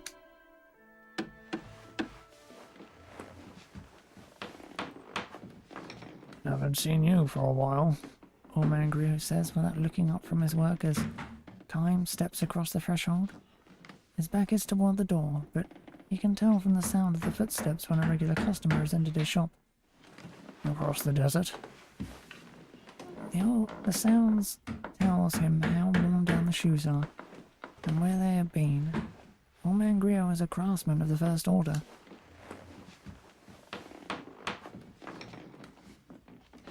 It was a terrible trip, Kime says with a grim smile, settling on a chair in the corner of the shop. When Old Man Griot is in the final stages of shoemaking, almost nothing can make him stop work, as all his regular customers know. Were my shoes any good on this one? They were great. I couldn't have done it with anyone's help, and anyone else's. That's good. The old man doesn't sound the least bit pleased, which is to be expected. Griot is especially curt when he is working. Kime wants to see the old man smile. He will have to wait until he hands Griot his old shoes during a work break. Here to order new ones? Uh-huh. Where to this time? Up north, most likely. Oceans, mountains. Probably walking along the shore. To fight? Probably. Old Man Griot signals his understanding with a quick nod. He says nothing for a while. The only sound in the workshop comes from Griot's wooden mallet. Kime is moved to hear it. Like old times. He has ordered any number of shoes here, even before the old man took over the shop. Kime is one of Old Man Griot's oldest customers.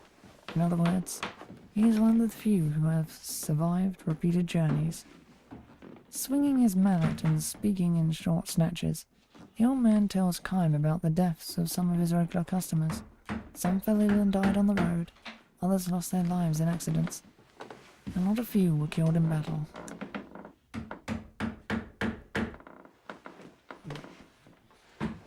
It's hard when only shoes come back. Kime nods in silence. One young fellow died a week ago. He was wearing the first pair of shoes I ever made for him. The soles were hardly worn at all. Tell me about him. You know, you hear it all the time. Leaves his hometown, wants to live someplace exciting. Parents try to stop him, but he goes anyway. I'm surprised he could afford shoes from you. The parents brought them. Sad, isn't it? They give their boy all this love and care, and he's barely out of childhood when he says he's going to leave home. They finally give up and decide to let him go. They figure they can at least give him a pair of my shoes as a going-away present. Less than a month later, he comes back a corpse. I don't know. Parents nowadays. They spoil their kids rotten. It's so damn stupid. Bro snarls. Kime knows that the old man's feelings go deeper than that. Old Man Griot is the kind of craftsman who would rush to make new shoes for the funeral of a sad young man who had breathed his last, while his dream was only half finished. He would put them on the young man's feet in the coffin, and pray that he would be able to go all the way on his final journey. Griot falls silent again and wields his mallet. Kime notices how bent and shriveled the old man has become. He has known him a long, long time. Those days will be ending soon enough, Kime thinks with an ache in his chest. Old Man Griot finally reaches a point in his work where he can turn and face his customer. It's good to have you back, Kime. His face is covered with wrinkles. Kime realizes anew how old he has become. Where did you say you were traveling? The desert. Right, I think you told me that before. Kime shakes his head. The old man seems to lose his powers of concentration when he isn't working, and his memory is shaky sometimes. Little by little, but unmistakably, old Griot is spending more and more time drifting in the space between dream and reality. People grow old and die. The truth of this, all too obvious destiny, strikes Kime with special force whenever he completes a long journey. So you survived this one too, I see. Kime looks at him with a strange smile. Have you forgotten? I can't die. Oh, I guess I knew that. And I never get old. I look just like I did the first time you met me, don't I? The old man looks momentarily stunned. Oh, I guess I knew that too, he says, nodding uncertainly. Sure you were a kid then. You had just had that sickness and lost your legs, and you were crying all day long.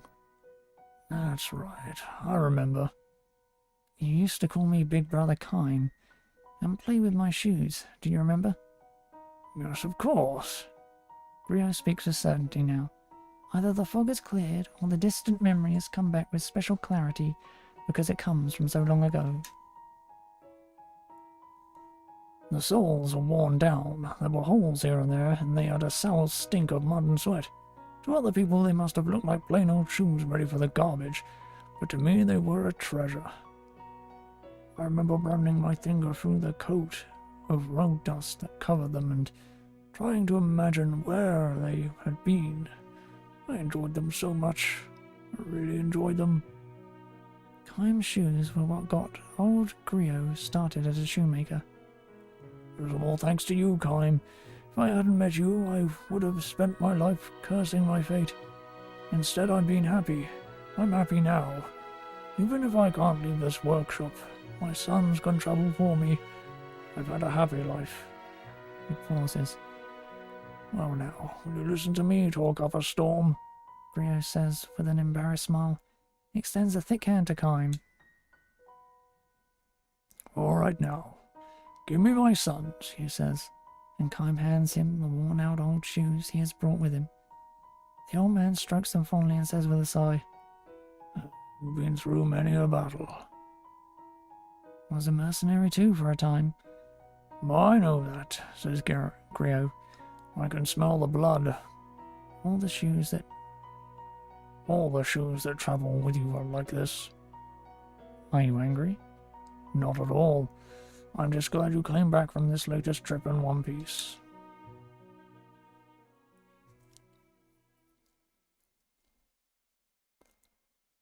I'll be leaving as soon as you make me new ones. Another one of those trips to war. Uh-huh. And when that journey ends, you'll leave on another one. Probably. How long can you keep it up? Kime's only answer is a grim smile. Forever. This is not a word to speak lightly in the presence of someone who has lived what little time he has to the fullest. Well, never mind, the old man says, turning his back on Kime to continue his work. Wait 3 days. You can leave the morning of the 4th day. That will be fine. When will we meet next after that? 2 years, maybe? 3? Could be a little longer. Really? Well then, this could be the last pair of shoes I ever make for you. Kime believes it will be. The old man is not likely to last 3 more years. Kime fervently wishes it were not so, but wishing by itself can do nothing. Only those who possess eternal life know that this is precisely why the time a person lives is so irreplaceably precious. Blech. Say, Kime. What's that? Mind if I make a second pair of shoes out of the same piece of leather to match your new ones?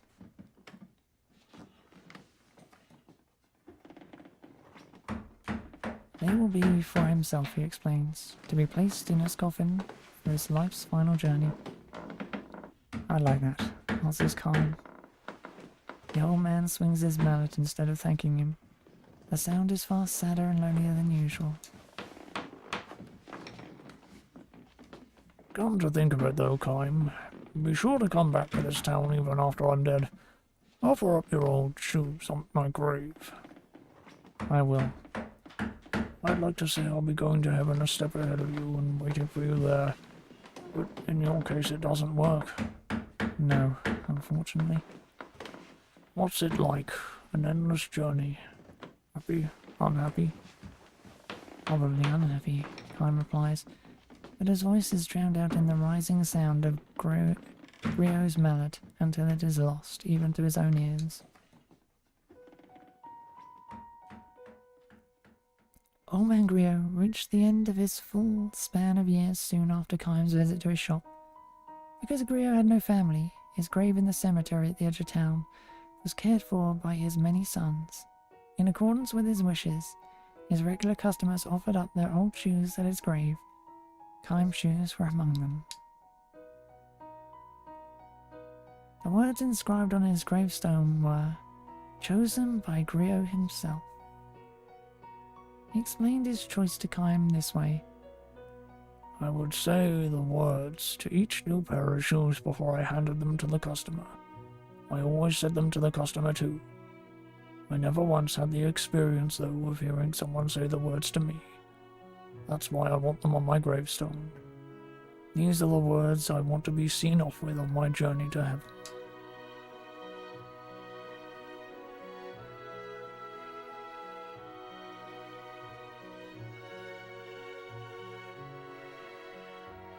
Several decades flow by.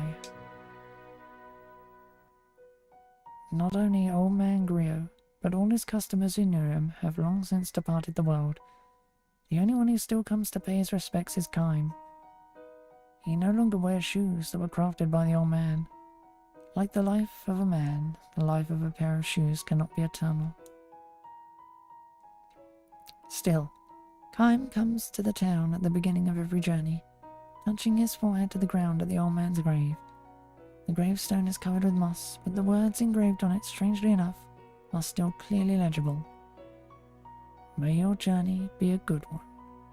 Those were the words the old man always spoke. Coming from his mouth, they could be brisk, but they were always charged with feeling. The end.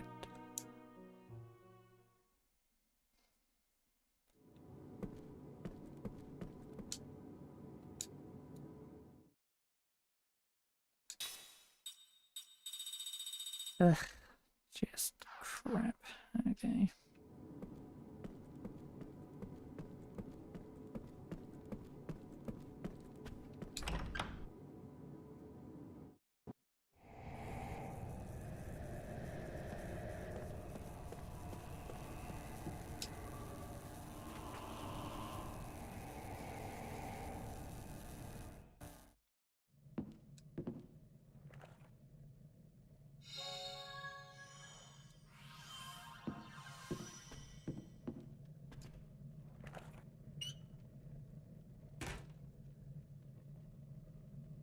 What's this? A ledger or something? That looks like bad news waiting to happen. Shh. You wanted to find us? What you got that thing out for? I don't care about it if it ain't money. You see, he doesn't even want it. That's kind of beside the point. But whatever, he probably wouldn't miss it anyway.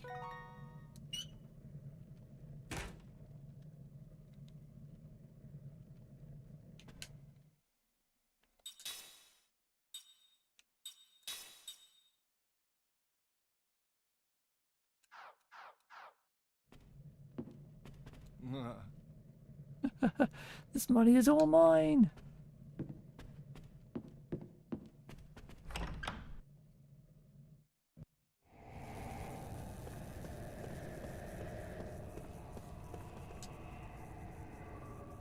Captain is probably nervous about the trip or something. He said that his stomach was hurting. Wonder if it'll be alright.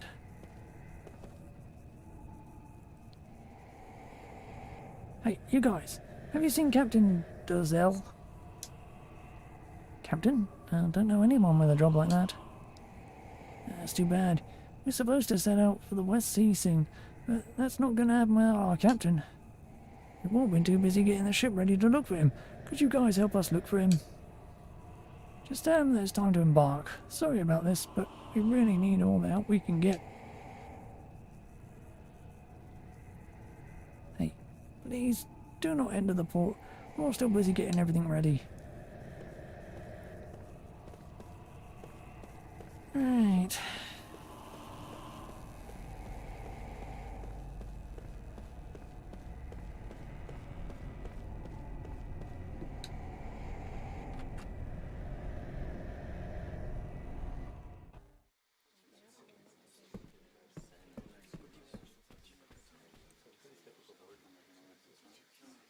Are you from Tosca? I've been trying to get back there, but there's just no way through. Monsters have reached the city limits. If it weren't for alcohol, I doubt I'd be able to face such nonsense. Welcome. Travelling? Certainly come at a difficult time. Not much work to be done when the city's in this state. Oh well, have another drink. Well, we've never had fog like this before, miss. How about a drink to warm yourself up? It's broken. Wanted to hear some music, though. Maybe I'll have another drink. I'm a little anxious to walk home by myself. Well, this machine brings back memories. I remember having a whale of a time listening to it. The magic machine is supposed to be able to play music, but it's broken now. It's kind of chilly here, isn't it? It's starting to get foggy now, too. I wish I was back in Nimara. There's something I've been wondering. Aren't you can't wearing nothing but that? Hey, did you hear about that thing? You know, that thing that's been spotted in the rich guy's house? Oh, sure I do. And as far as I'm concerned, that guy had it coming. He's so rude to everyone. Oh, not there.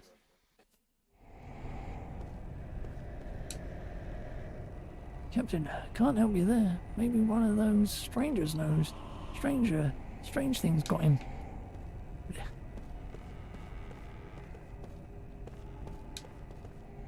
Captain, sorry, I don't know.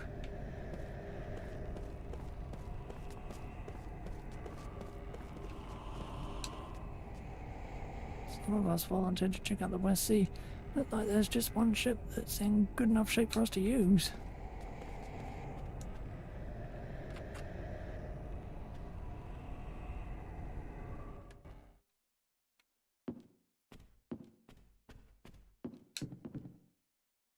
All he ever does is talk to that doll now. I'm afraid it might be cursed. Can't you see I'm quite occupied right now? Stop bothering me.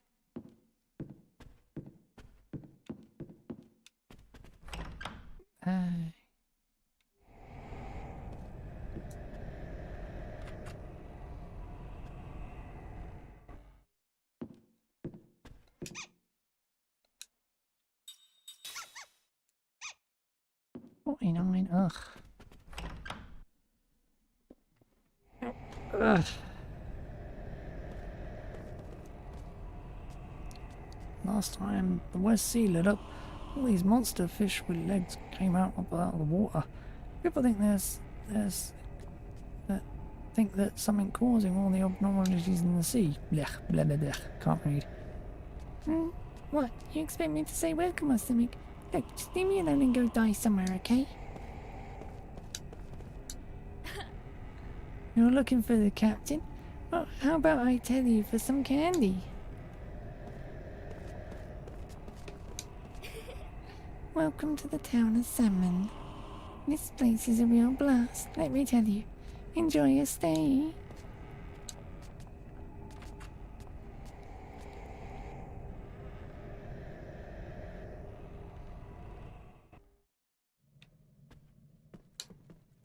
How could this be happening? We can't sleep safely in our own city.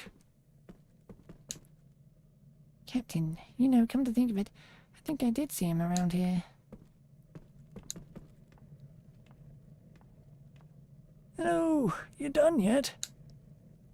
Can understand if things are crowded right now with all the refugees, but Do they really have to hog the bathrooms too? Hold on a sec. What is it, Jensen? Bathroom break? Why would I need someone like that? I just thought maybe the captain's in there, you know? Really clever to figure that out. For you, anyway.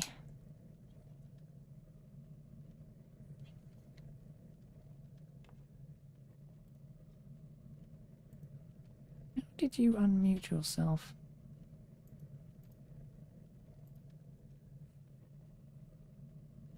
Captain, we know you're in there. It's time to embark.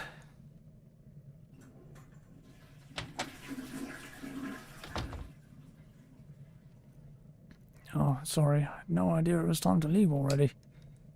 I'll run over to the port right now. Thanks for letting me know.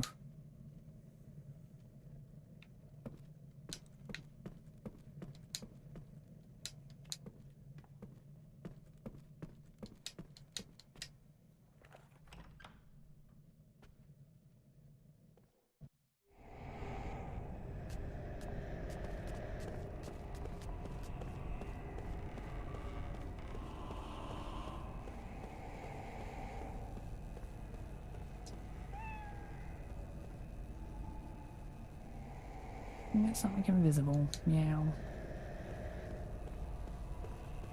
Yeah.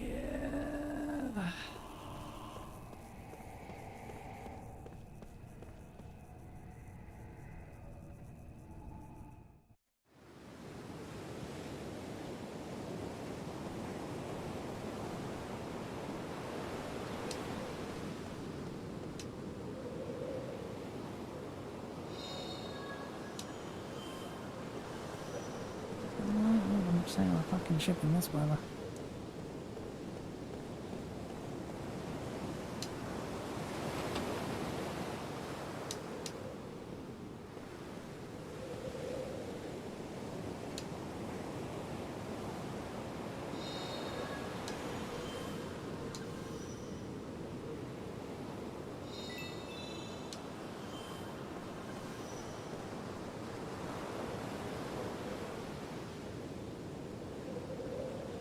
Hello there. Thanks to you, we'll be able to embark soon. You all really helped us out. Well, glad to hear that. Well, where's the captain? It's inside the ship preparing for our journey. Now we can finally get out to...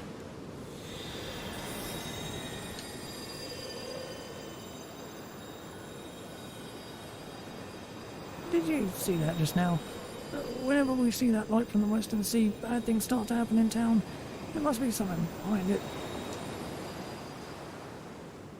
Oh, going off to the Western Sea to figure out what's hiding there. There's got to be something. So that's why you're so busy fixing this ship. It's to explore these choppy waters, is it? Yeah, you have some real brave ones here. Hey, why don't you guys come along with us? If it's not a problem, we'd all feel a bit more assured to have a group that looks as strong as you on board with us. Well, if you insist, but won't it be dangerous? What do you think, Kime?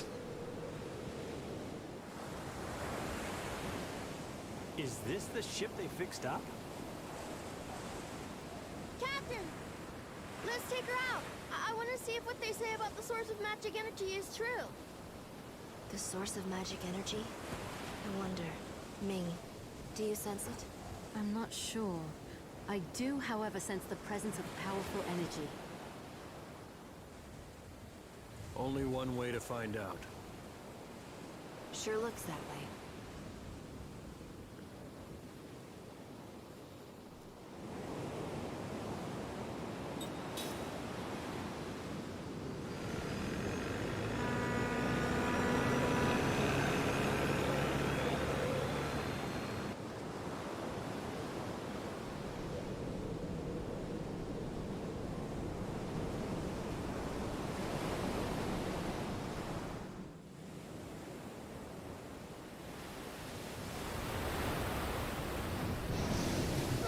What was that? That was creepy. We're surrounded. What? Maybe they're a welcome party. All right, let's just go back. Who's with me? Come on, let's go. Turn this thing around. We're going right into the heart of this thing. fun starts once we get invited in. Wow, you know the sea so well, just like a captain should. Or maybe not. Oh, uh-oh. I can feel it. Oh, no. Ah. Oh. Oh, here they are. They're on board. Wow. Hey, come on, guys. Way over capacity here. Sorry. Let's get them. We don't like seafood.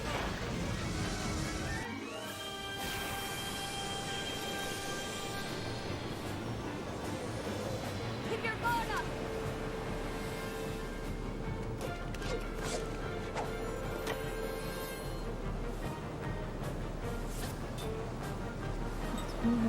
Water.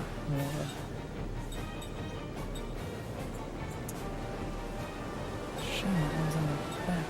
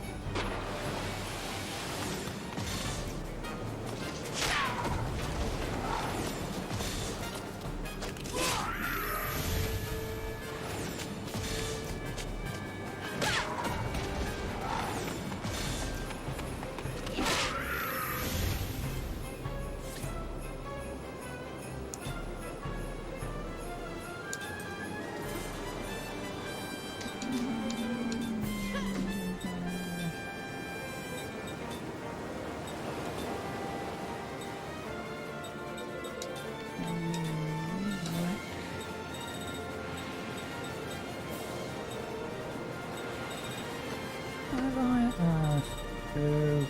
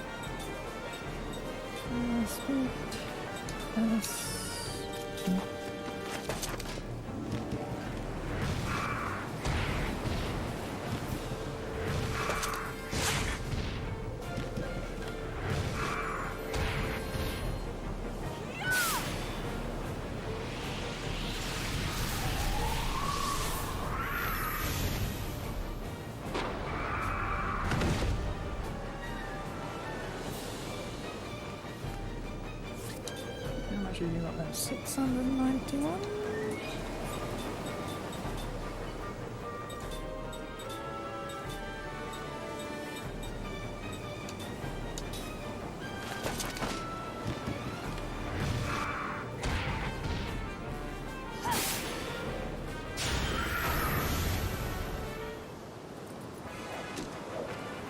Kind of a nice gimmick. Because I've still got a lot to learn. Utterly pointless against how powerful I am at the moment though, so...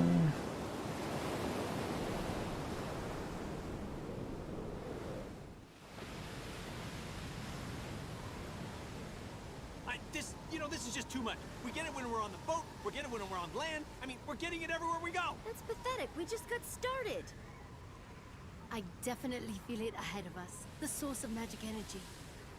The power that awakened the creatures who live in the dark caverns.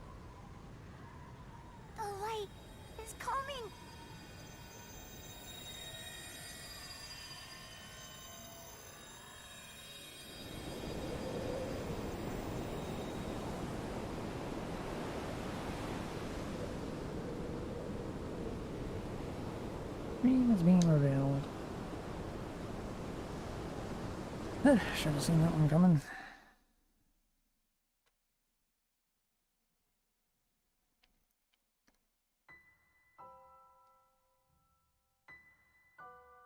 I know you probably hate me now, Neria. Or perhaps as the descendant of the noble white-winged clan, you harbour no such vulgar emotions as hatred. Kind and gentle as you are, perhaps you have forgiven me. Perhaps you have accepted what I did, and now you pity me for being trapped in the prison of solitude again. But still, good kind Aneria, I insist on making one last selfish request. Please hate me. Please hate me for eternity. If I know that you hate me, I can remain connected to you. If I know that you have not forgiven me, the pain that will enable me to feel you close to me. Are you laughing at my convoluted reasoning? Then let me say it more simply. I am lonely. I fear eternal solitude. That fear has been with me ever since I killed you with my own 2 hands. 900 years have passed since we first met. In the conventional way, I took a husband. Even more conventionally, I gave birth to a son. Soon after naming the baby Sed, my husband died in an epidemic. At his bedside, of course, I cursed the fate that would not let me die. Had you not been with me in area, I would never have been able to find the strength to raise Sed by myself. You said to me, "There is no greater joy than for a child to be born and grow up healthy." Fitting words from you, sole survivor of the White-Winged clan. You also said to me, "You will be alright, Seth. You are no longer alone. Now you have Sed. You will never be alone as long as he is with you." I nodded to you in tearful recognition of the truth of your words, and you went on with some embarrassment. Neve said to me, "I will train him to be a full-fledged man of the sea. If anyone should dare to threaten him, I will protect him with my life." How kind you were, Aneria. How truly kind. Even now I can recall the carefree smile on your face when you were playing with Sed. He was such a frail little boy, but you stilled your heart to train him sternly, and on those days when he had cried himself to sleep, I often caught you in profile, watching him in sleep, your face suffused with ineffable gentleness. How glad I am, Aneria, that fate brought us together. In my long, long, endless life, I can declare without hesitation that you are my finest companion. So why, Aneria, did events play out the way they did? To this day I have no idea why.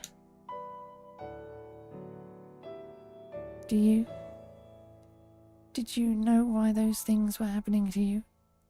This is what I would like to know. All the more so because I can no longer learn the answer. I desperately want to know it.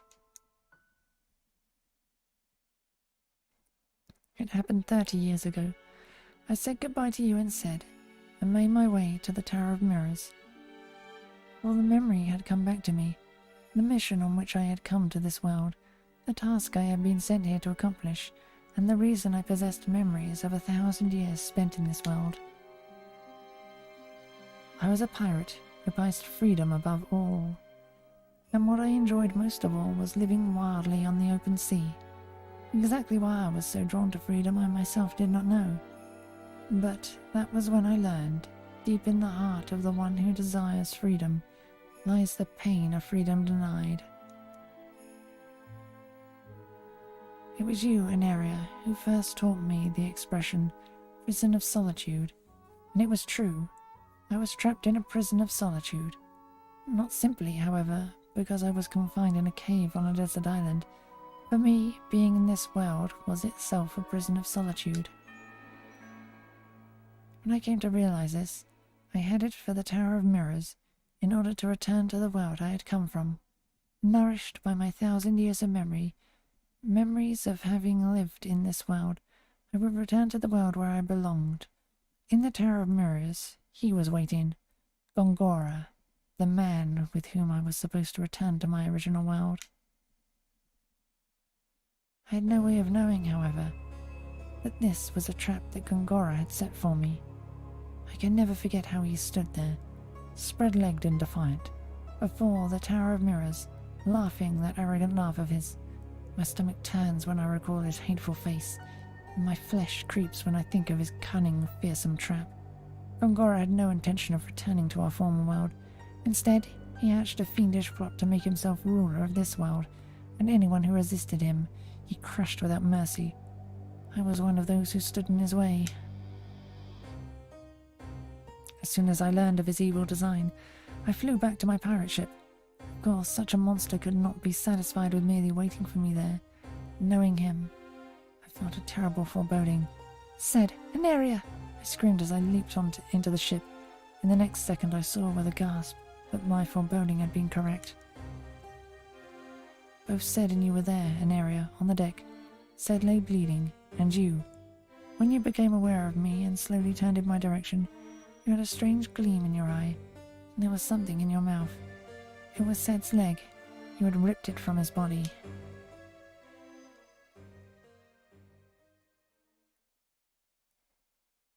All sound faded. Ced lay there in a sea of blood, his leg torn off, trying to cry out to me. I couldn't hear a thing. I could read in his sorrow-filled eyes, however, his plea. Don't blame Aneria. It's not his fault. I'm sure I must have said something. What happened? Or perhaps, how did this happen? Or calm down, Aneria. Or be strong, Ced. But then again, I may have simply screamed, too rattled to produce coherent words. In any case, I could not hear my own voice. You were glaring at me, Aneria. Your eyes shone horribly. You were no longer the Aneria I knew. You had been possessed by some wholly other being.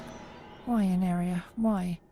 You spat out Ced's leg and let it drop onto the deck, and then you came after me. Ced's voice broke the silence when he shouted, "Stop!" Was he screaming at you, Aneria? Or at me to stop?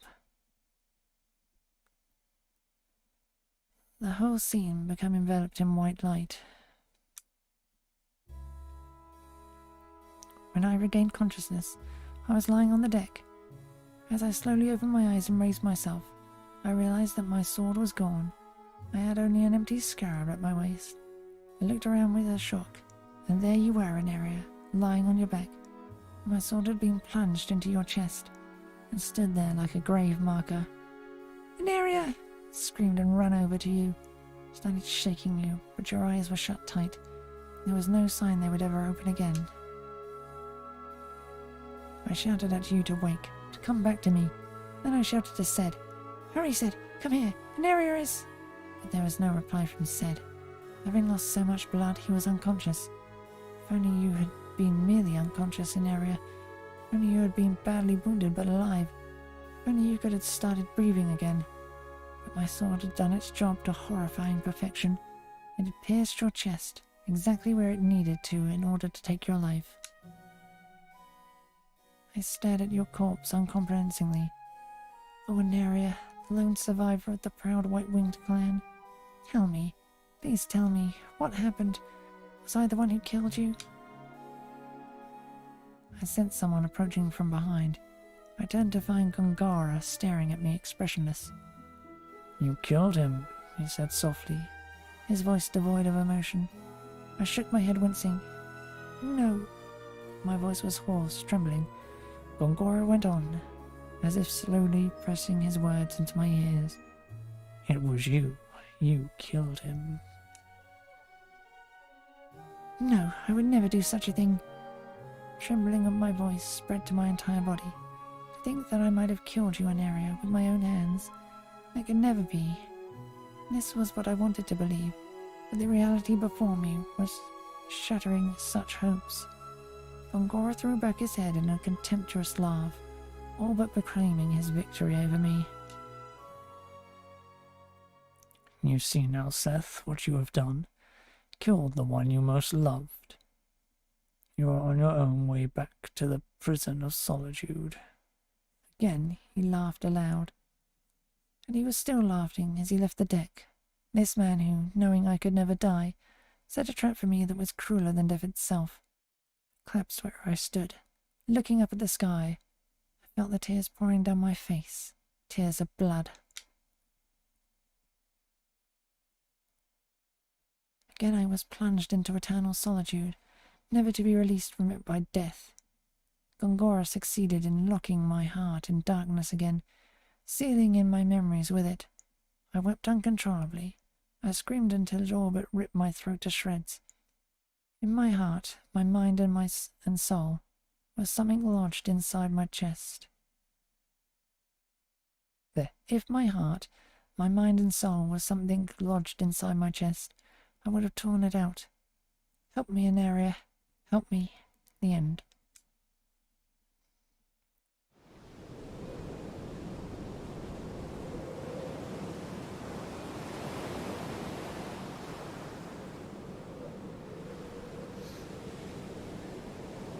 You okay, Kitten? Yeah. I'll be alright. No big deal. It just felt like I was dreaming or something. Did I faint? Wasn't just you. We all fell unconscious when that light swept over the ship. Like we ran ourselves into the pier soon after that. What pier? Hey there, Sleeping Beauty. Finally woken by Prince Charming. On second thought, only a pirate can sleep through this well on a boat. Shut your mouth, Jensen. How was it inside? Everyone is well. They've all woken up, and luckily no one seems to be injured. But Kaim, where are we?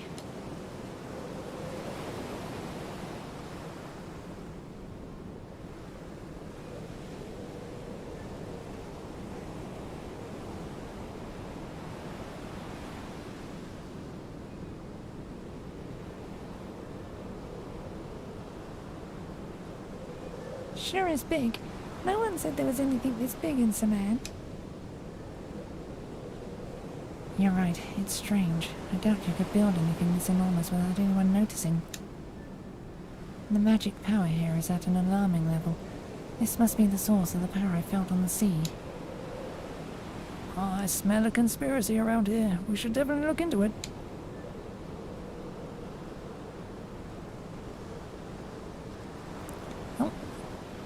Given that the name is Experimental Staff, I'm going to assume this is Nangora's lab.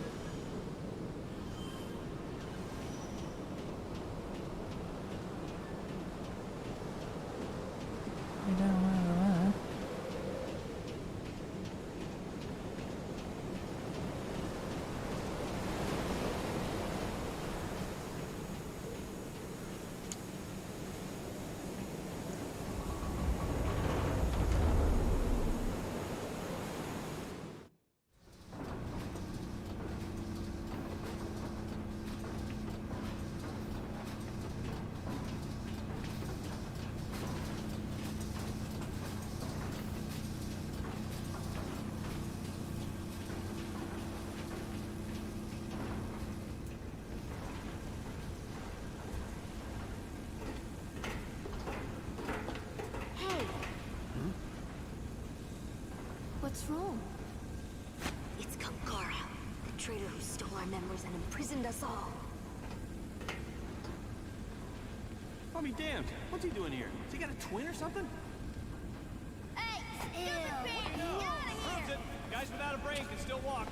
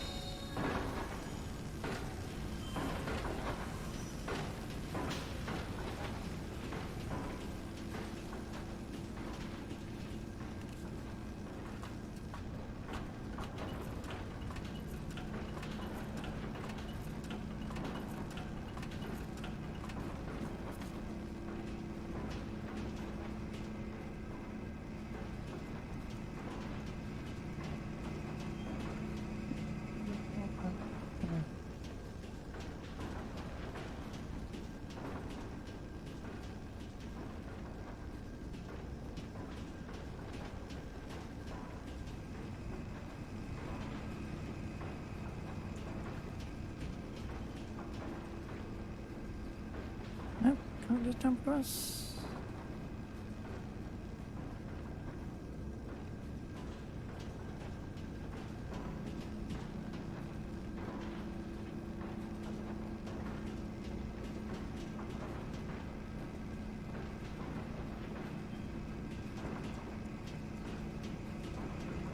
Nope, no, keep going.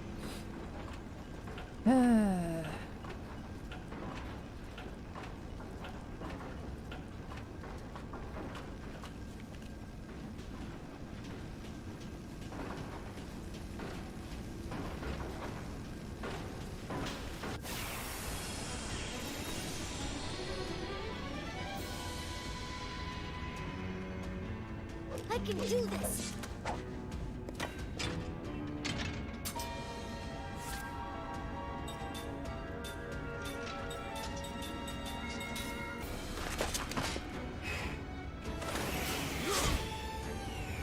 Let's get out of here.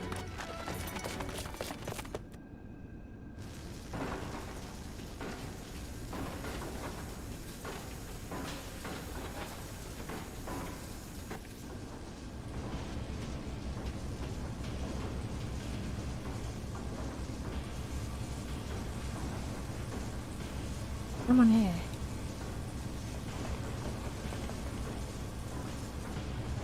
Load those components into the container and make it fast. Our work here is vital to the completion of Grandstaff. Yes, sir. But why are we taking this station apart? Well, before Grandstaff was built, it was a test site, a magic engine to amplify magic energy. Under Lord Gondora's direction, we are trying to double the magic energy available for his use. We're diverting the majority of the components from this site to Grandstaff, or so I'm told. Is this an attempt to get Grandstaff back on schedule? That's right. These components are already attuned to magic energy. We should be able to run Grandstaff at full power right from the start.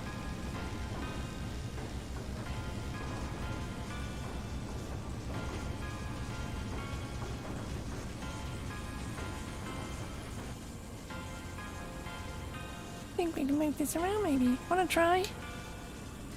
Be careful.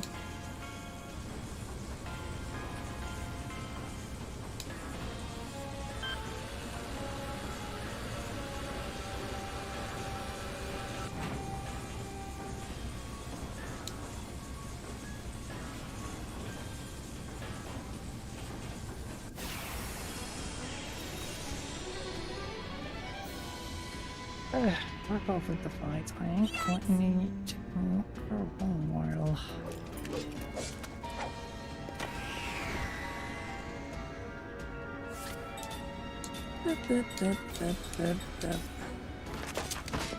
Let's get out of here.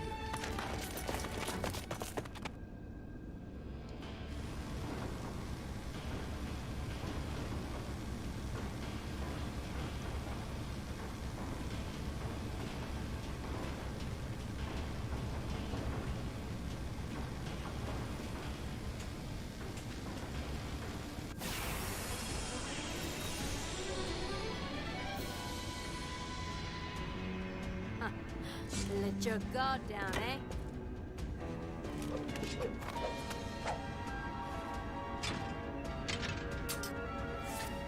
Okay, fuck off. I'm fine. Ugh.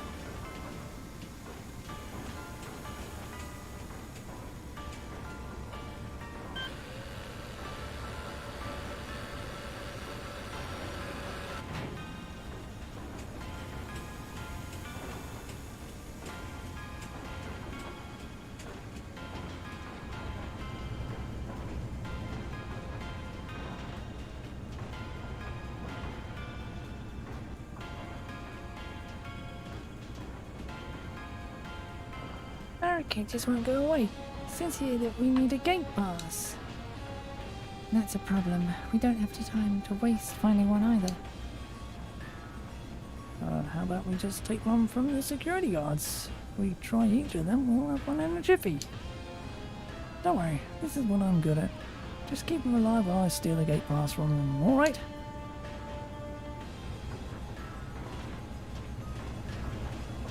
Oh joy.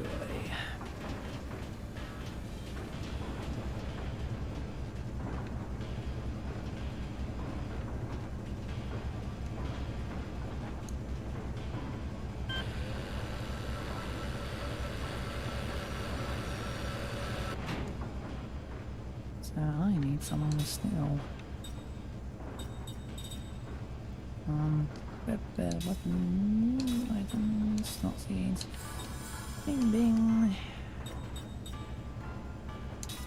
Skill set. Skill. And we're gonna use still a lot.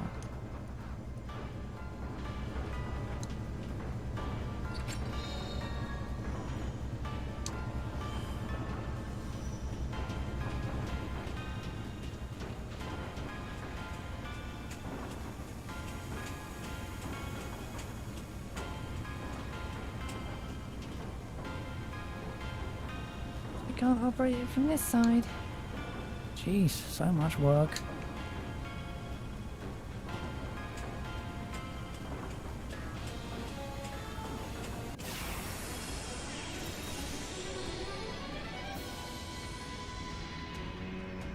If it's a fight you want, you got it.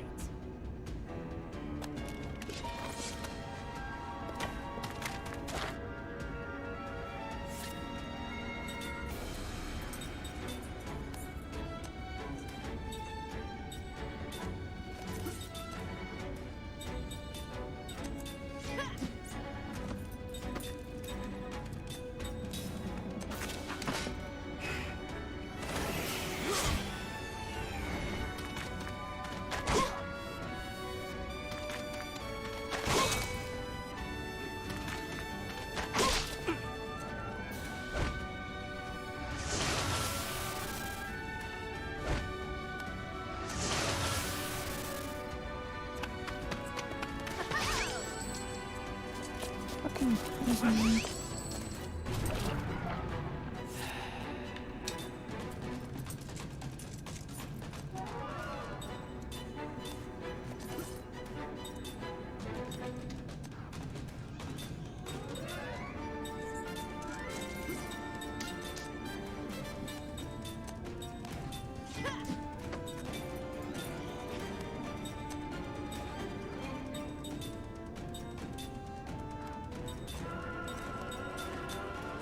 I'm gonna murder you. Hope you get poisoning me, little shits. Die horribly. So I have to steal fucking key cards from bloody enemies. Just drop them after fights.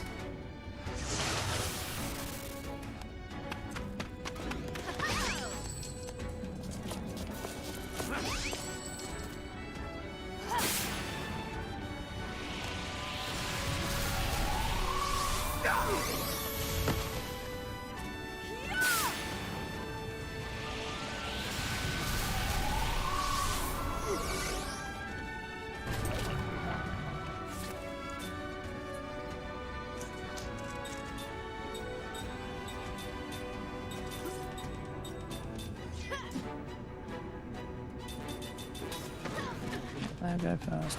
Awesome.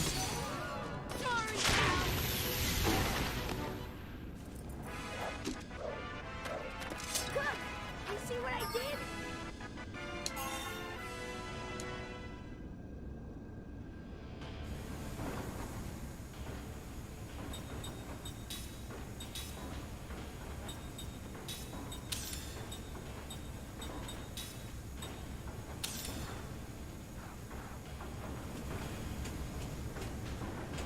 I wanna get these fucking things.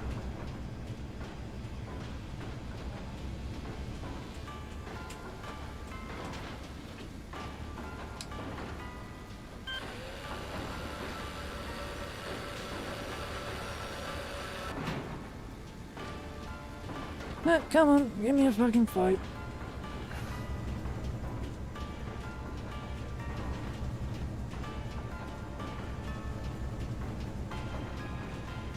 So stupid. Drop them as normal items. You shouldn't have to steal them. Come on. Fight. Fight. Fight.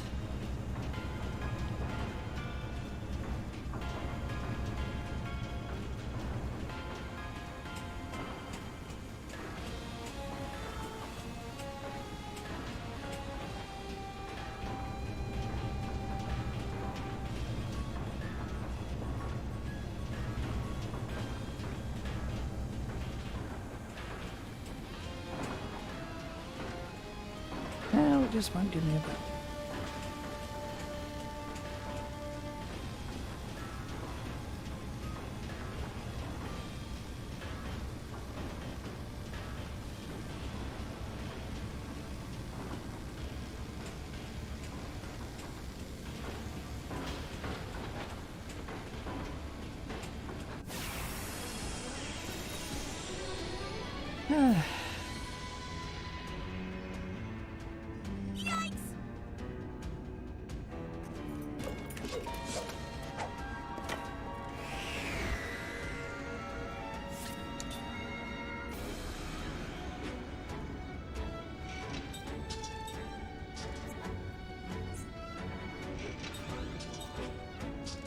Just some crystals in there. That's how you keep classes. Oh. Let's get out of here.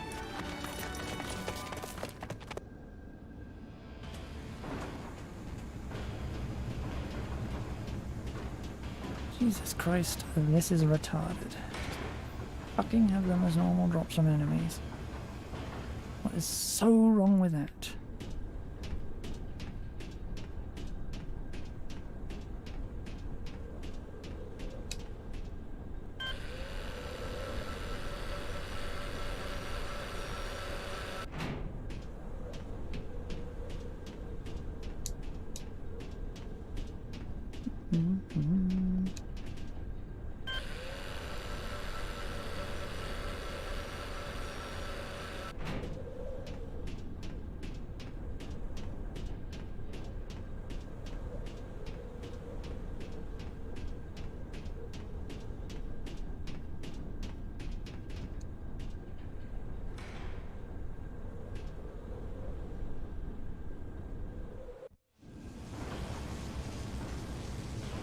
Just ringing late.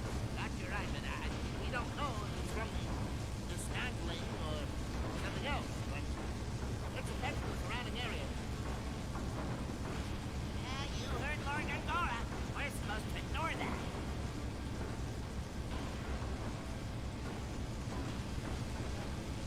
Hey, did you hear that just now? Yeah, this place definitely has something to do with the situation in Saman.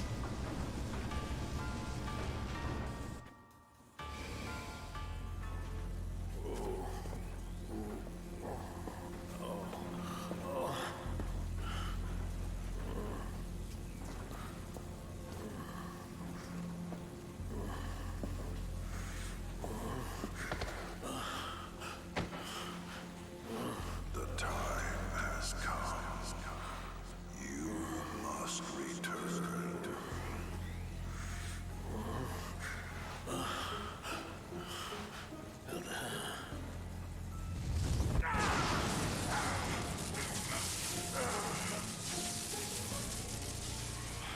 They called me from beyond the mirrors again.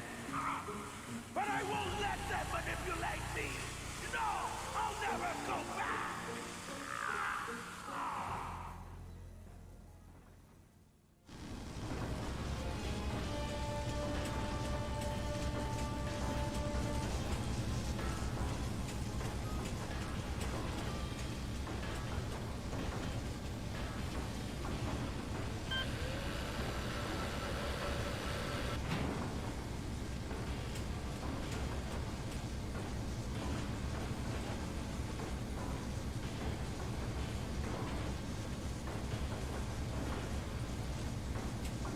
Get it.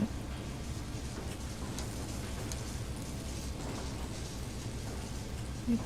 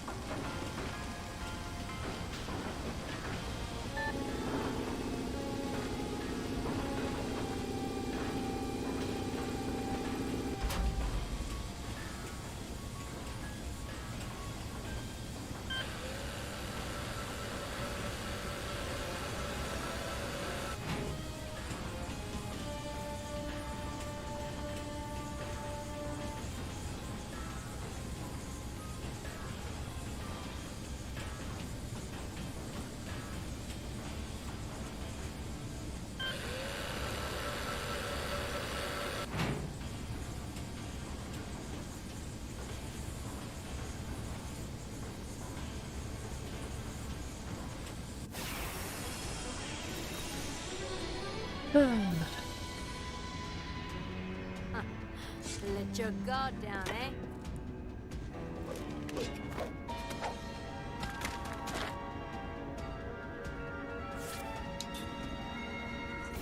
Skate bars, skate bars, skate bars. No.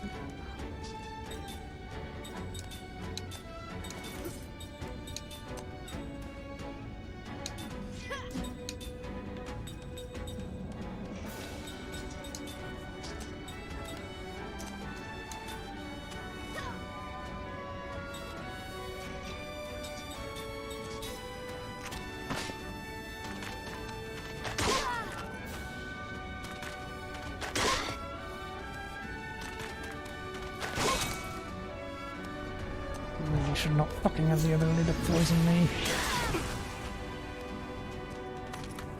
Here goes!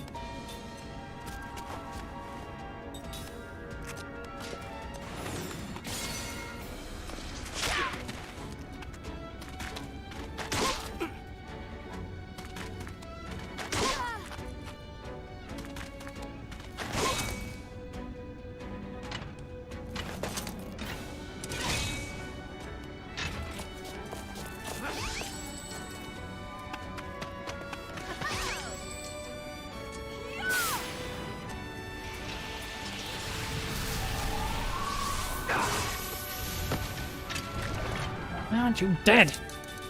Fucking hit you die. Hit.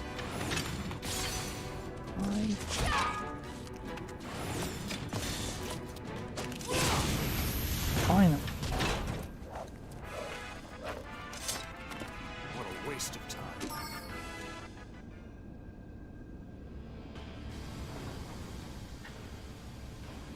Sick and tired of them using fucking poison.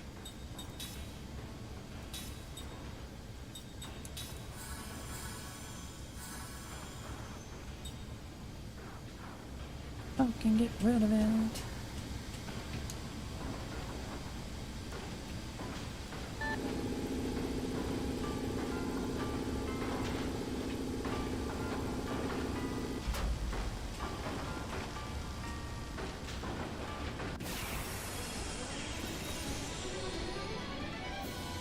No one gets in the way. If I have to steal something, they shouldn't be able to fucking do that.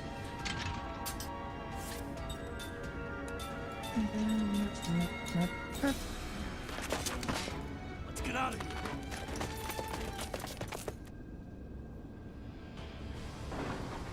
So if we just make everyone immune to poison, that would fucking help immensely.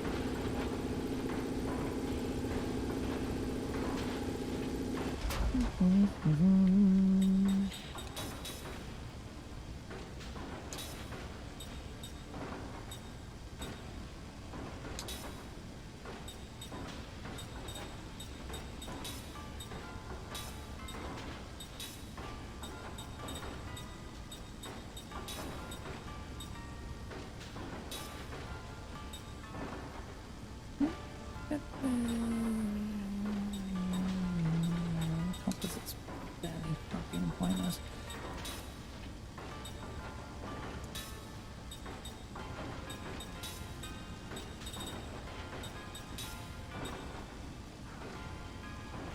And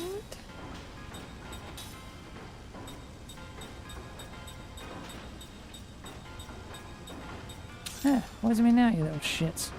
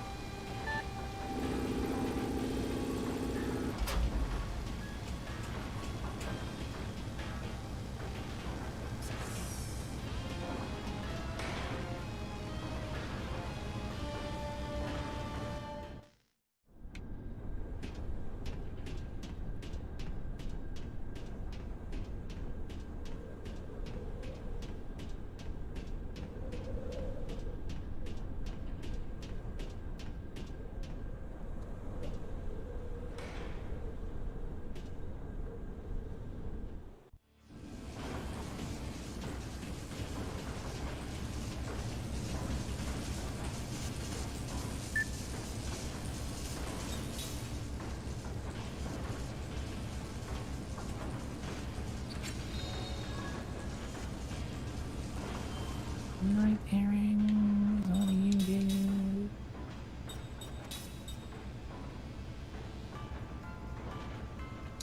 Oh, straight up defense boost. Okay. That seems kind of important.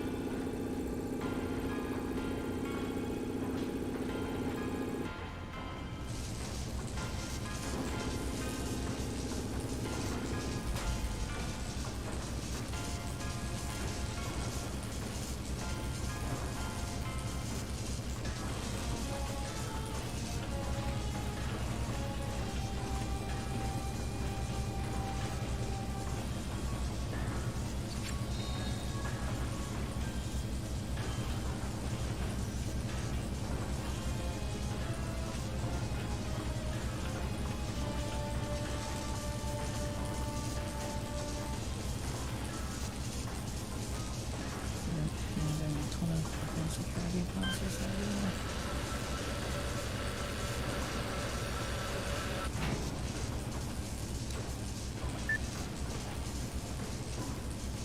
Ooh. Come on, attack me. Yeah, man.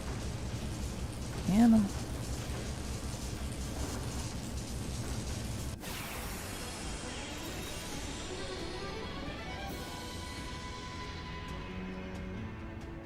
It's now or never!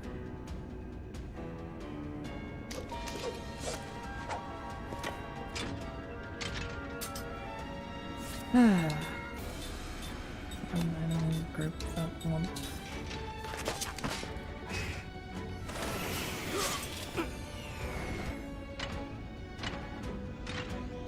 Oh, I'm sneezing a lot today.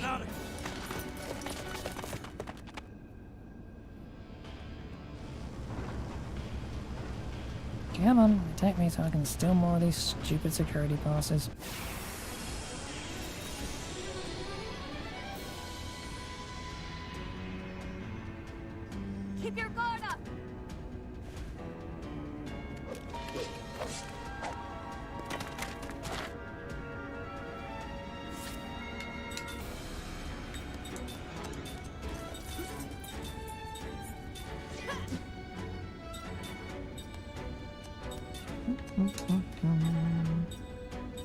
What is the...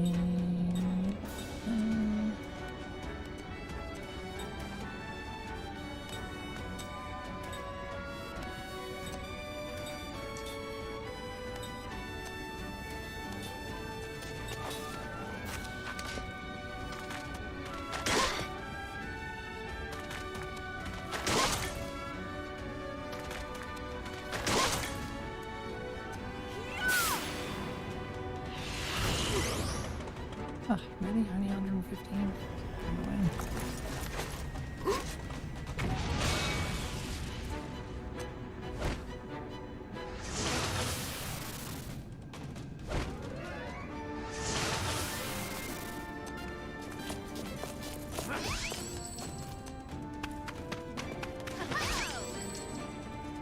Ah, and of course you failed them.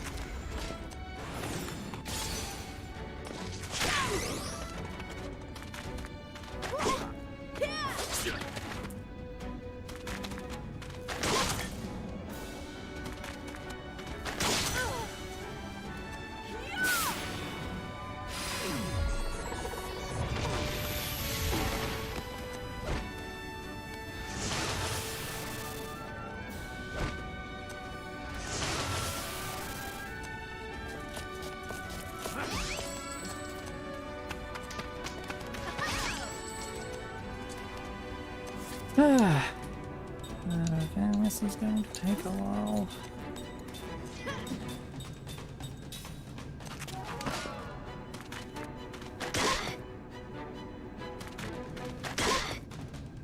I may even end up killing enemies before I use a counterattack.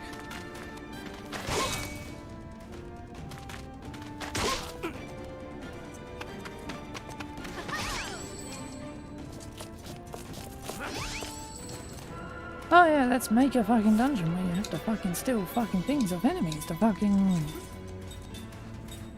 get anywhere. But, you know, let's not have a high fucking steal rate, that's for damn sure. I mean, that would make it doable.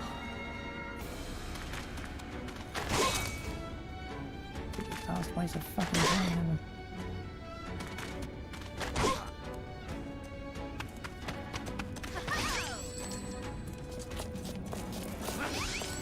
Whoa, we got one.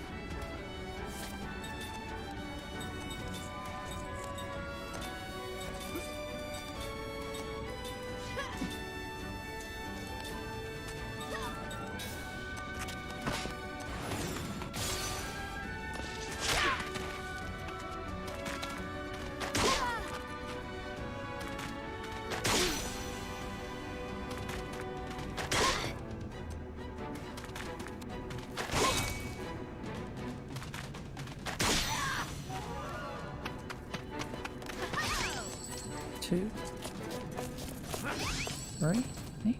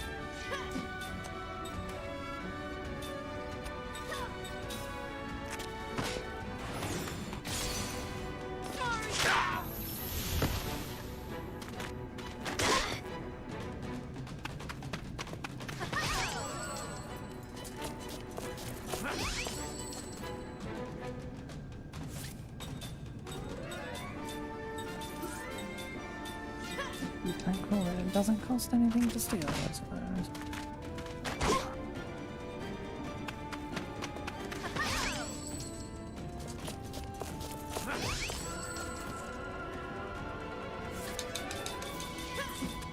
And you did. I have 5 gate passes to use. Well, what did you expect?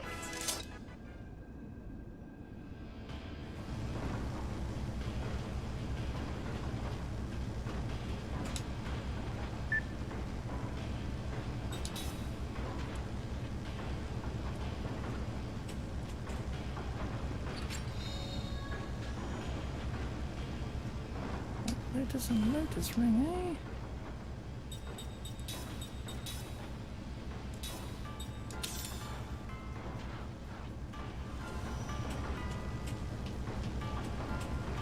I should probably give me a Lotus ring as well.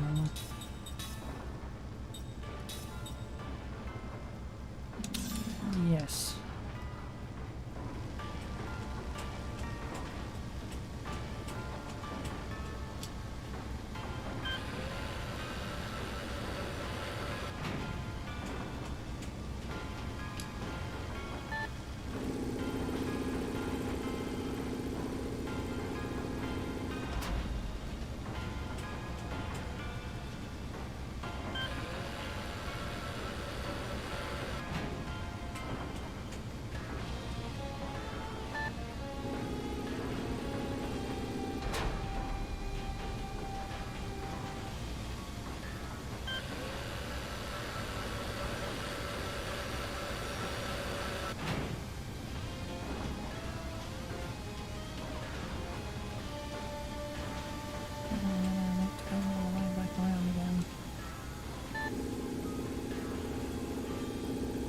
There's a ladder there. Leads down to there where there is a chest. Pause.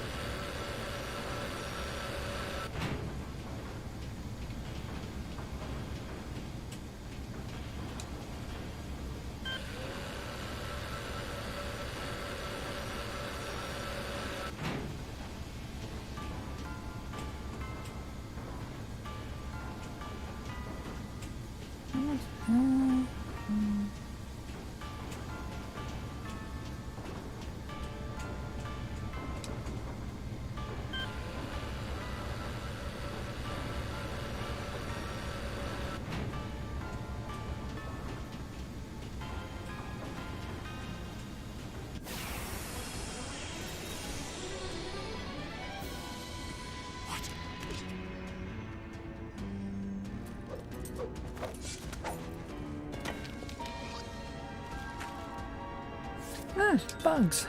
Wonderful. Let's get out of here.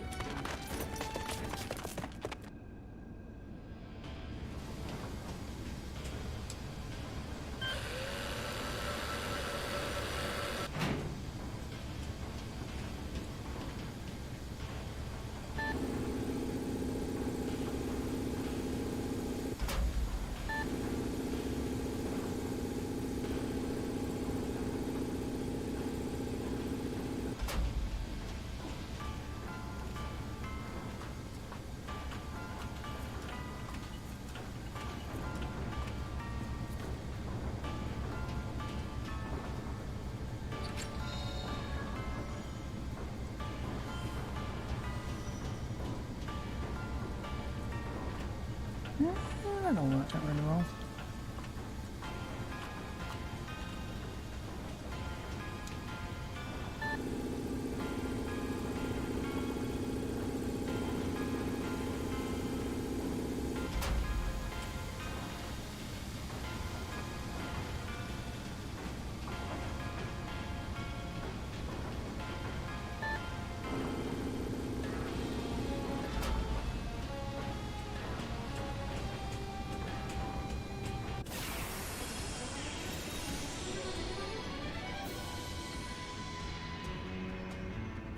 taken the advantage!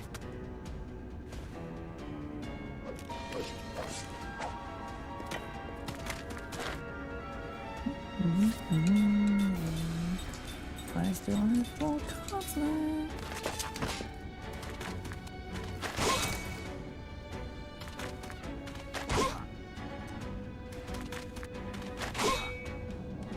Let's get out of here.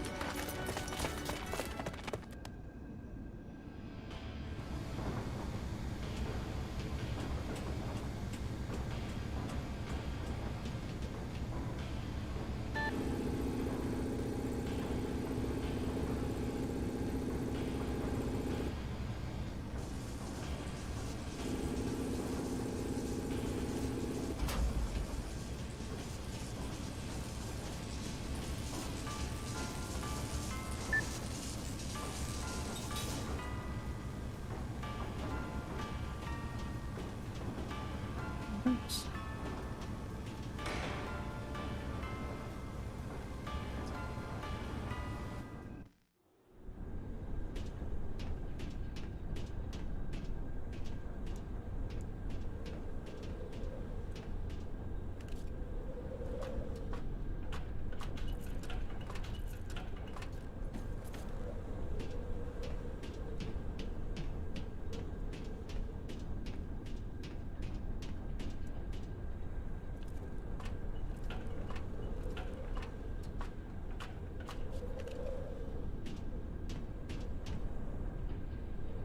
Ah, you're finally here.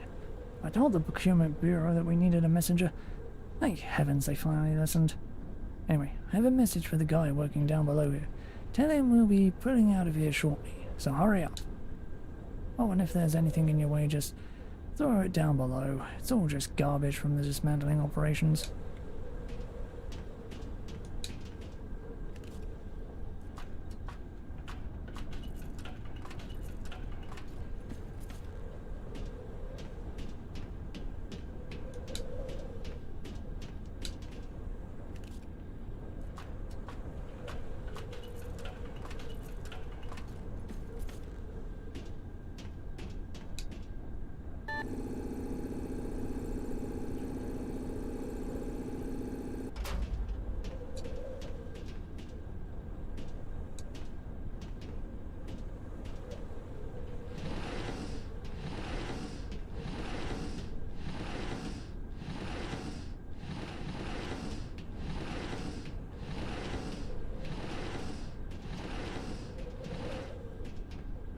Getcha.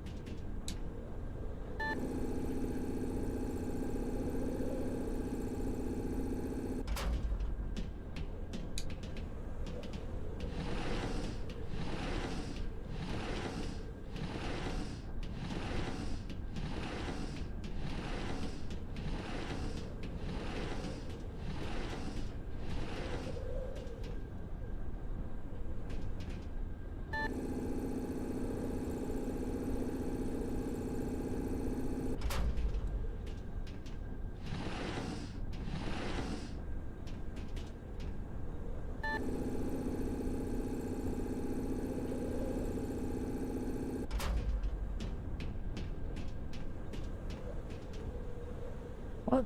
Oh, a message from the chief? Sheesh, I can't hurry much more than I already am, you know. Oh, I'm just about done anyway. Listen, could you relay that to someone else for me? There's another guy working elsewhere, so tell him to get a move on too. Go back upstairs and take the other stairway all the way up. There you'll find an employee ladder. You should be able to find him once you climb down from there.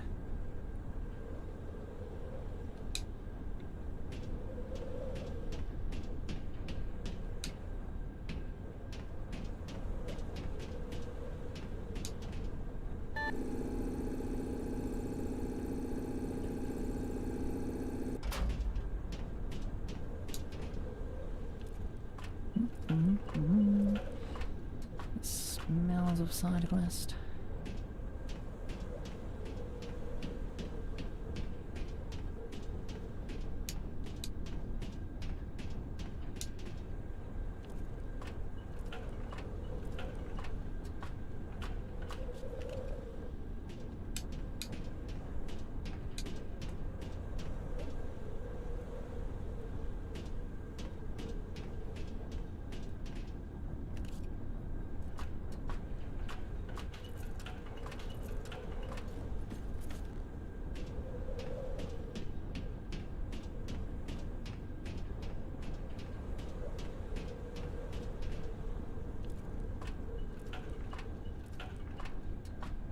I can't see any other freaking ladder or anything though, so...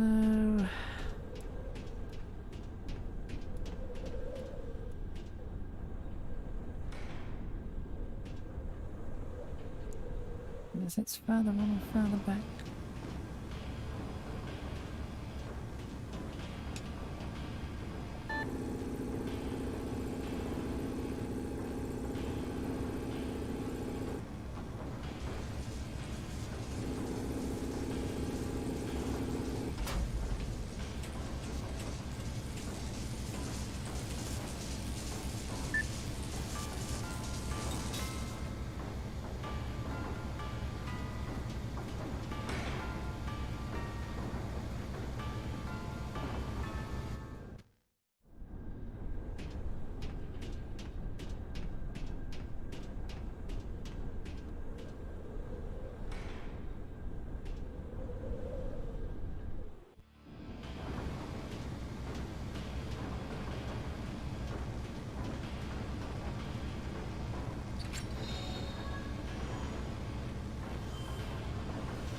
Fire charm.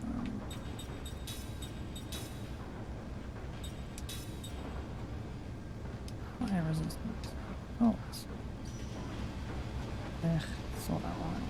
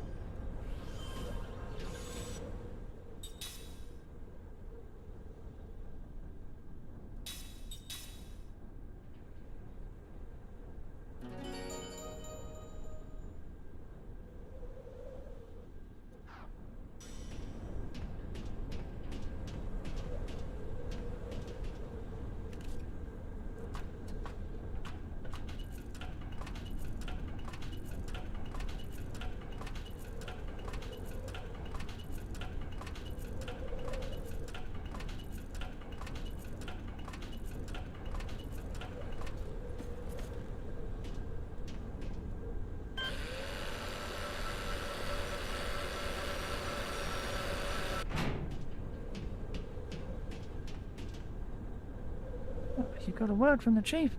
Alright, I'm ready to pull out now. So I'll be right there. Thanks. Oh, while you're here, could you take this down below for me? I don't know if I'll be able to cram it into the ship or not, but there's some pretty good stuff in there, so...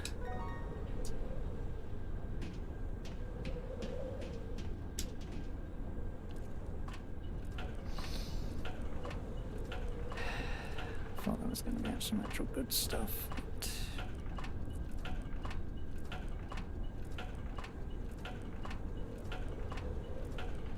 Oh well.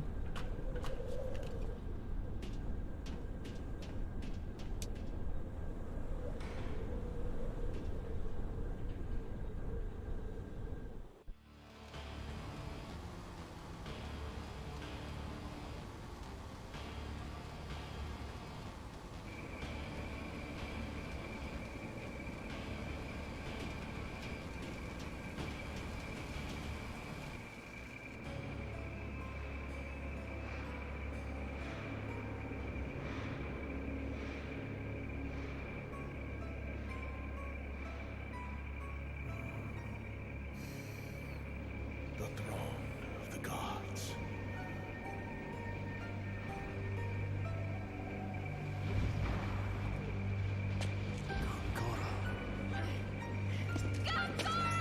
Hold on! Let go! Kill him for what he did to my son and friend! Just how are you going to do that when he's also an immortal? If you go barely in there, you'll just be trapped like we were before. Sad. You got it wrong. It was you who killed the Nera. No, it was you, Gunbara!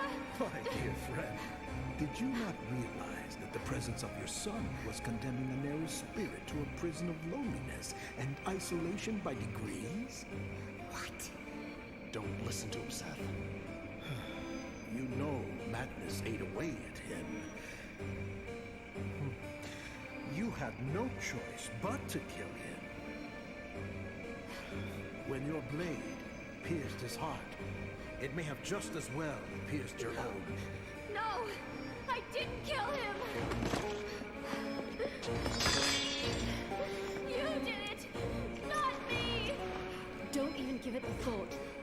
Shut it out of your mind. What about your orders, Lieutenant Argonaut? I'm no longer your pawn. The memory you erased has returned. Oh, really? That was clever. Realizing that even death couldn't compare to the pain of being unable to remember. I might as well have been dead these past 30 years serving as your agent. Those 30 years weren't so bad now, were they?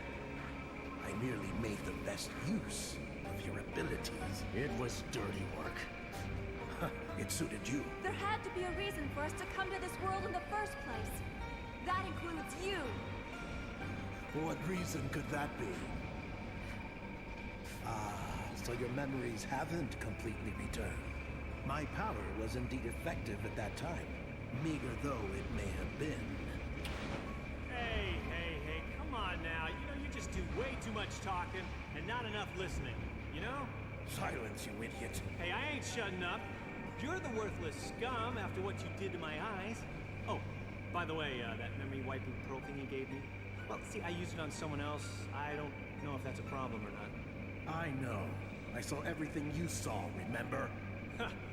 You're the sleazy one, Lord Eyebrows. Oh, and before I forget, this is the gold you gave me. I really want to throw it back in your face, and I won't. I'm just an idiot, right? Huh? Is that what you think? Huh? Can you see this, old man? Take a look at that! See that? As if that matters to me. You lowly scum all deserve each other's company. What's that supposed to mean? Your newfound comrades. Kime, Seth, Sarah, and Ming. They're traitors, each and every one of them. Traitors? Traitors? We came here for a noble cause. Then you abused your immortality to try and take over. And I was forced to bring an end to your atrocities. If you think about it, I taught you all a lesson! You're the one who wanted control of this world! Seth, calm down! How pathetic. Do you know why I ordered you to Grand Staff? So that our mission would be a swift success! And what is that mission? That will not be revealed to traitors like you. Not traitors! What do you think you can do about it? You will return our memories. I think not. Cook, Mac, stay out of this. It's because of him Mom's dead. I'm gonna stand by you. Kai, Sarah, these are your grandchildren. I'll kill them as I killed your daughter. Only now, I'm even more powerful. This time, your memories will be permanently locked away, leaving you walking corpses for all time! We'll see which of us is the traitor.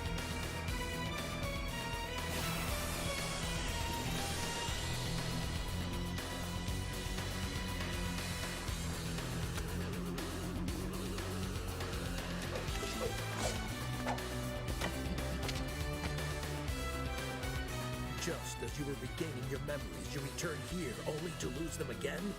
You're as stupid now as you were 30 years ago. Having fun at all. It's fine, you know.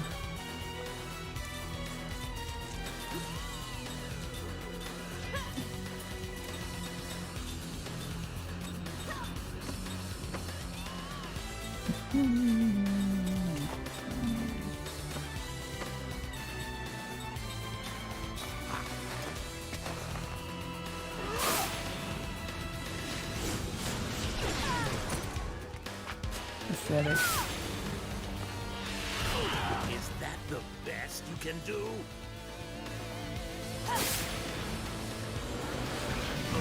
How weak. Just what is magic energy? I won't be defeated by those who don't even understand its true nature.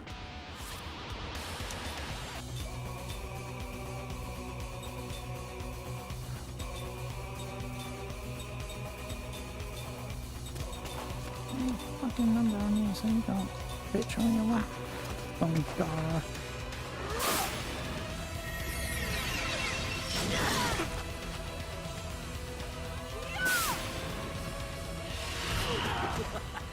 Are you trying to stop my glorious plan with your feeble skills?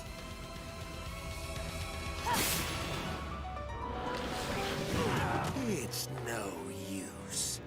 Is this how you want it to end? How weak.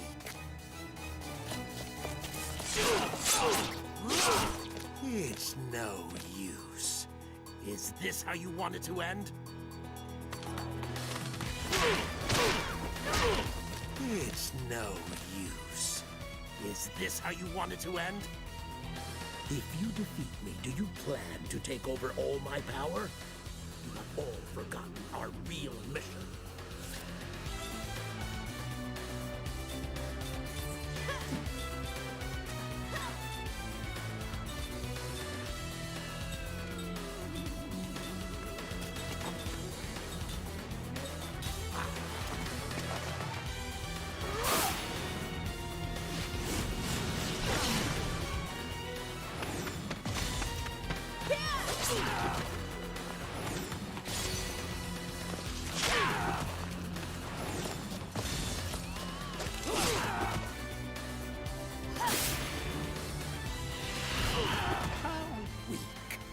This is the incompetence of people who don't know magic. I'm okay.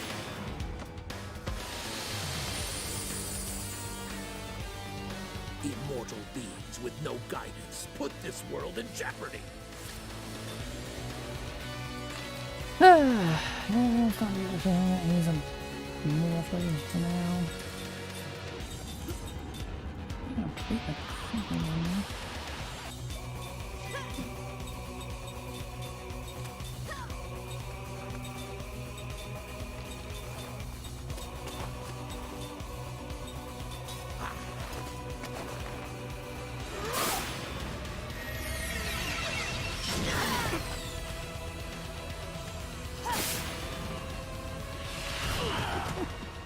What weak powers.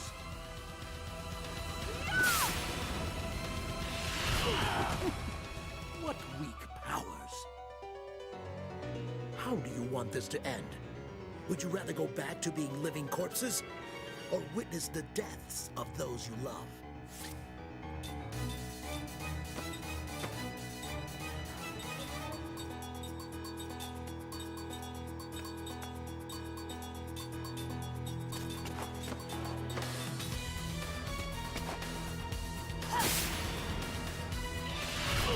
Is that the best you can do?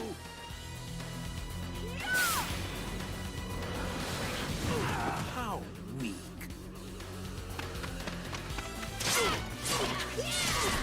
How weak. This is the incompetence of people who don't know magic.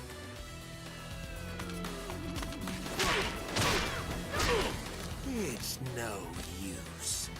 Is this how you want it to end?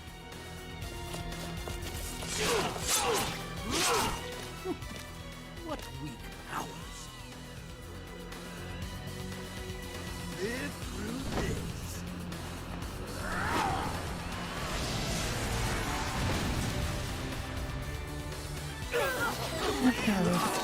Ridiculous.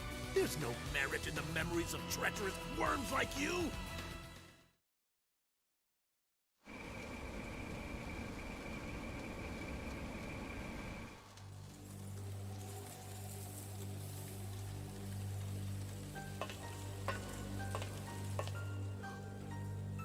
What has happened here, Gongora? There is no cause for concern, Your Majesty. These are foiled assassins sent by people who bear you ill will. But... This is the Queen of Numara! Surely Your Majesty is aware that Numara is preparing to attack Ura. But what would the Queen be doing here? I'm not sure, but if I may ask, Your Excellency, did you come here just to see them? No! I came to tell you all the essential components have been loaded. Your Majesty had to deliver such a message personally? My apologies. My people should have done that. It's all right. I wanted to do it. I see. Well then, let us be off. And what of them? Leave them. It won't matter. But there are children. They are a threat to Your Majesty's life. We cannot allow such treachery, even from children. Now that you are king, you must make difficult decisions, Your Majesty. Yes. Yes, of course.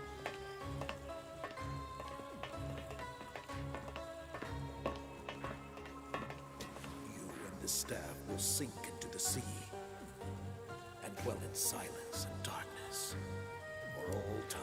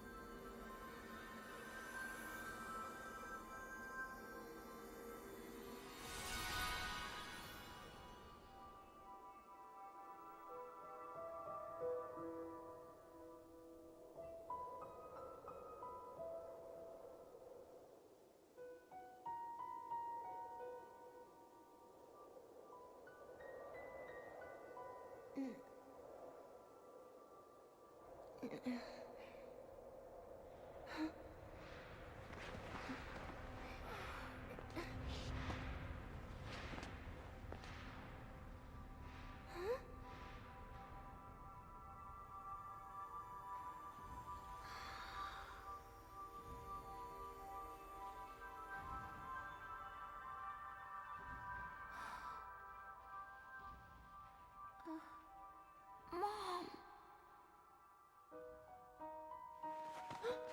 We gotta help the others! Okay.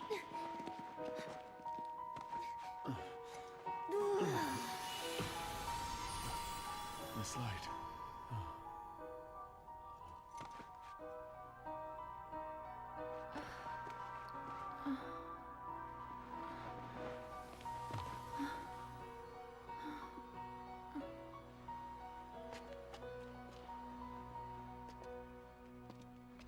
Yeah. Lyram? Lyram.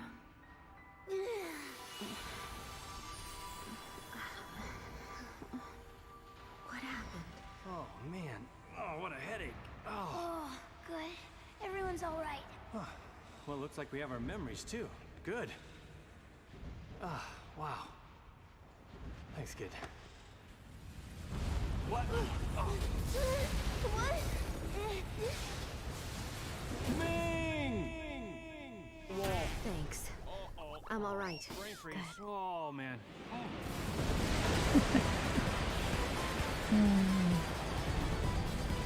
Uh-oh, this is bad. Can you run? Yeah, we have to get out of here. Don't cry. Let's go.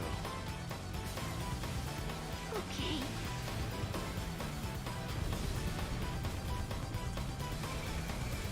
By the time that's before the experimental staff crumbles as displayed in the upper left. Get out before the time runs out. I might change our extra enemy encounters, but it will not be paused. But it will be paused when the main screen is displayed. Okay.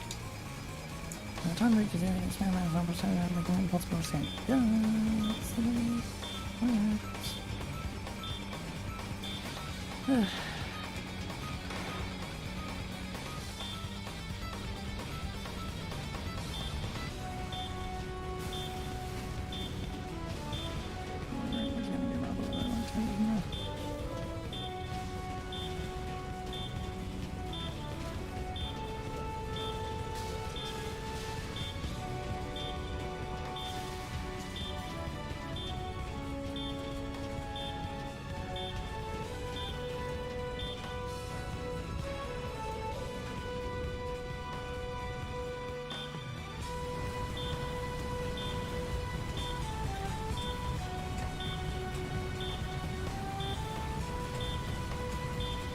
So much for taking that word.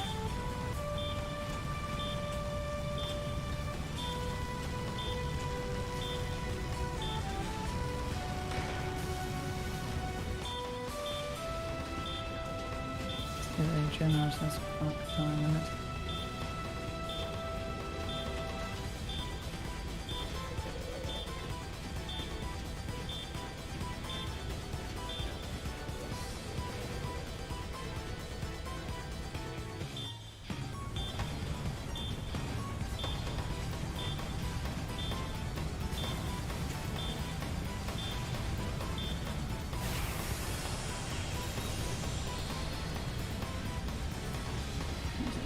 It's great to be in Just and calm down, battles. okay?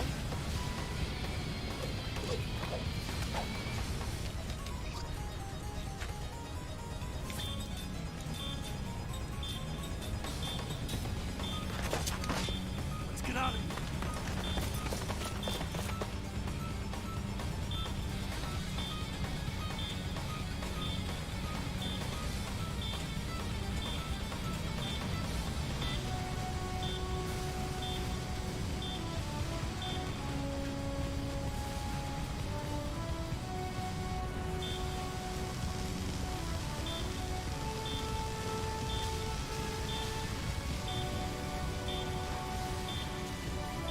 Oh.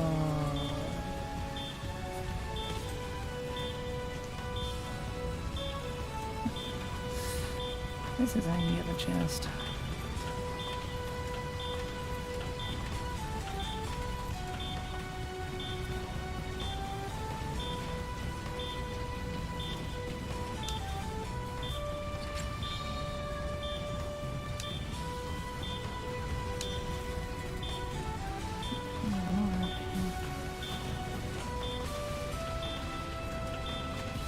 Avengers came.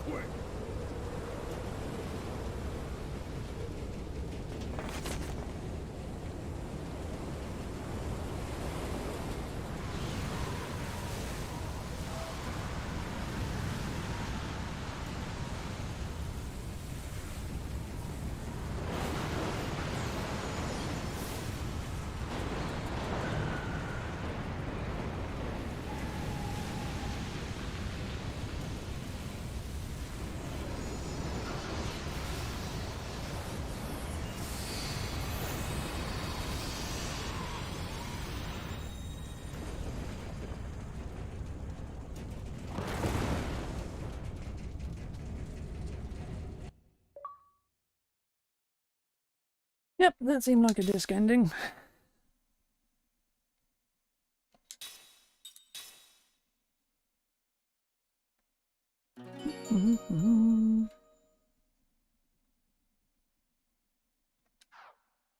Now for that magical moment, if I can see any disc 3 working or not.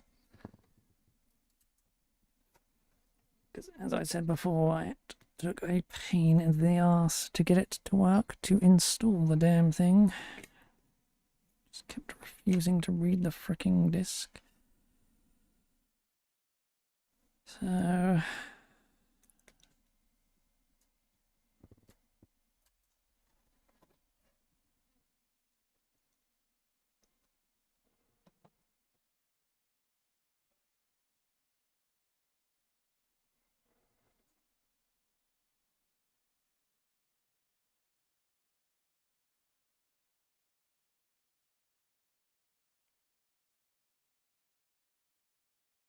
Nothing? No. Oh, it's disc 3, alright, you stupid thing.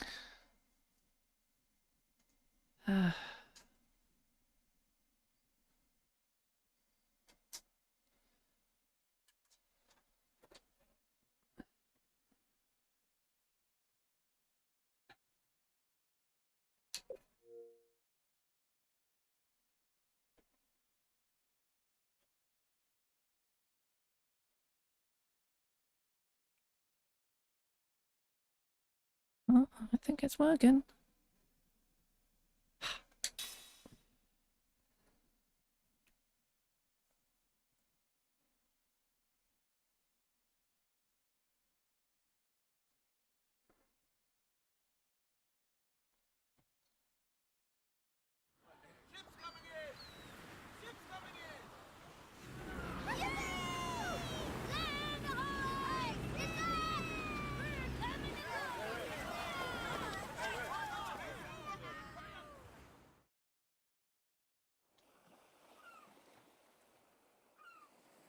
Oh, she finally sunk. Alas, we knew her well. I think we pushed it too far. It still managed to get us all the way over to the port. We owe one to the poor thing, that's for sure. Welcome back. That was some lightning, wasn't it? Everyone was worried about you. So glad you're safe. Are the children all right? Yeah, I'm okay. Me too. Oh, good. Don't endanger yourselves like that anymore. You made it through some bumpy waters, so why don't you take it easy in town this evening? Thank you. We'd love to. Right, Kine? Yeah, sounds good. But this kind of puts us in a bind. Since we've lost the only ship left in town, guess we can forget about going to Gonza anytime soon. Come to think of it, you were travelling to Gonza, weren't you? Yes. Well, I have good news for you. The lightning melted the glacier blocking the road to Gonza. You'll still have to get through the ice canyon, but at least you can reach Gonza on foot now. Great, that means we can get to Gonza even faster. How lucky is that? For a while there, I thought we'd be stuck. Yeah, our journey can't end just yet. But we probably shouldn't push ourselves any further today. Let's go back to town and rest.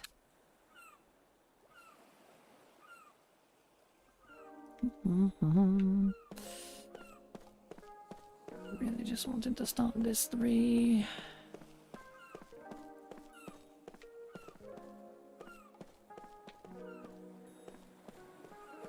Make sure it was working alright before I go any further.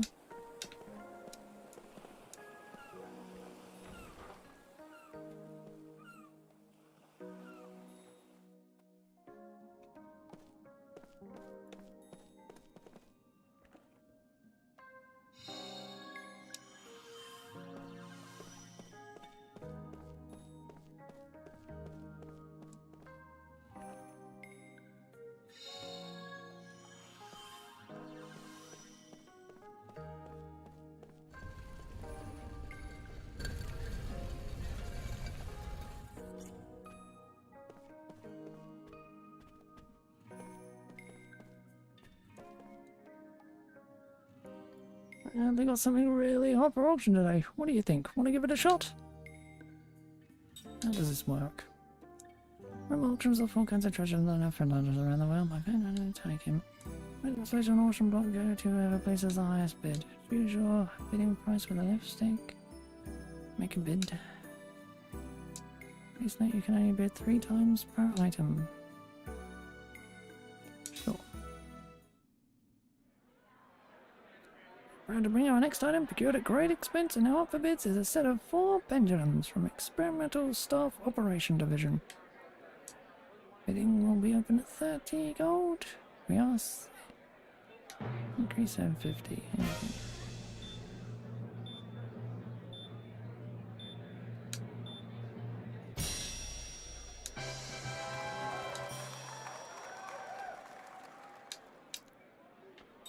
Pendulum's kind of worthless.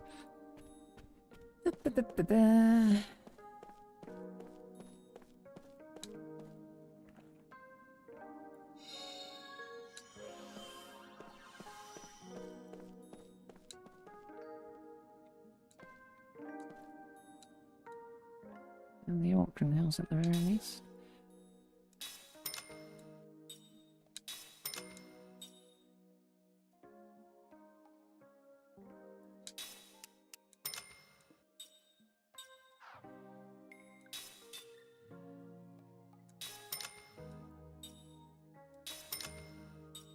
Maybe. Ah, there's level 2 composite magic.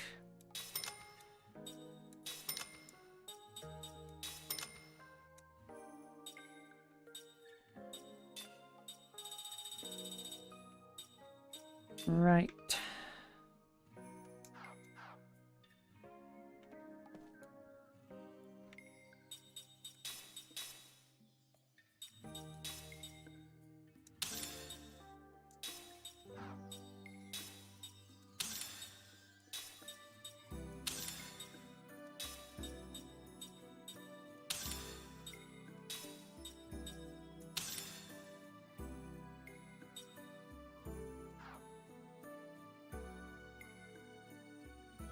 I should working on that.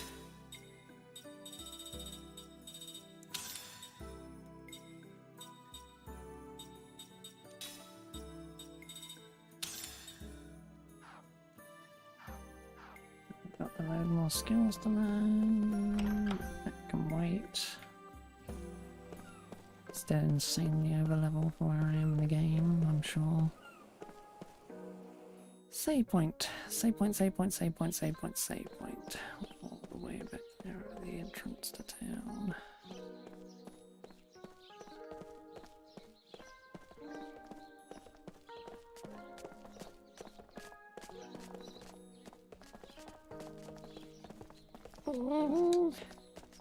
What's up? Nothing, just kind of tired. Me too. Can't blame them. They've been for a lot. Let's get some rest today. Let me use the fucking site.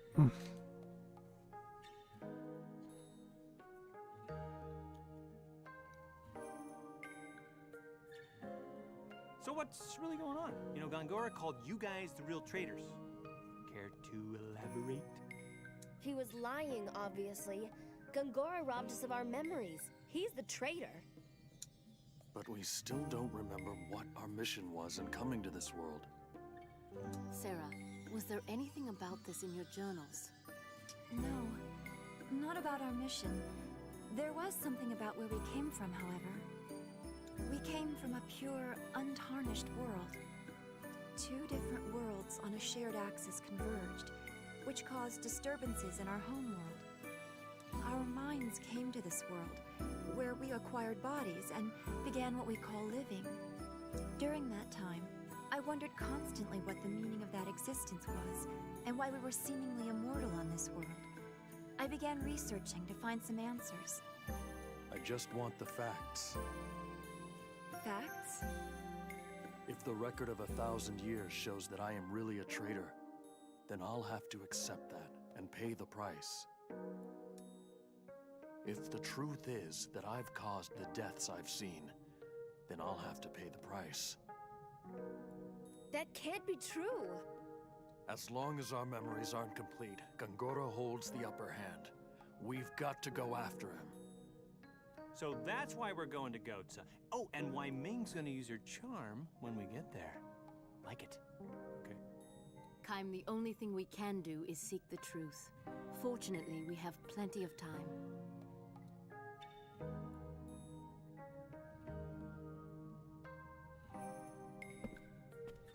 Right, so save now. Oh, no, of course not. Oh, is that it for today?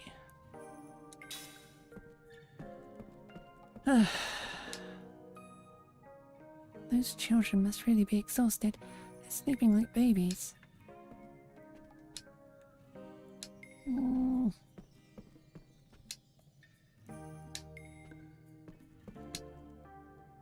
Gongora, I swear, I won't let him get away with this.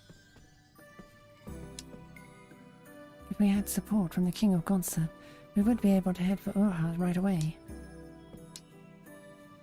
Making a face like that is going to give you more wrinkles, you know?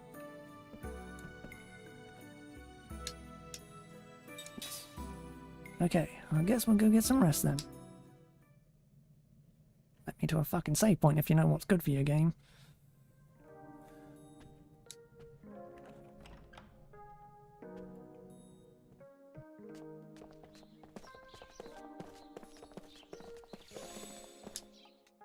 Ah.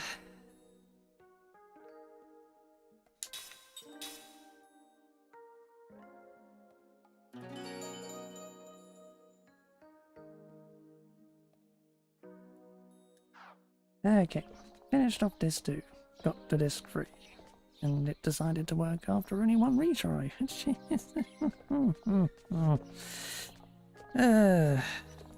Makes me worry for the future. But that's going to be all for today. We'll be back with more tomorrow. Bye!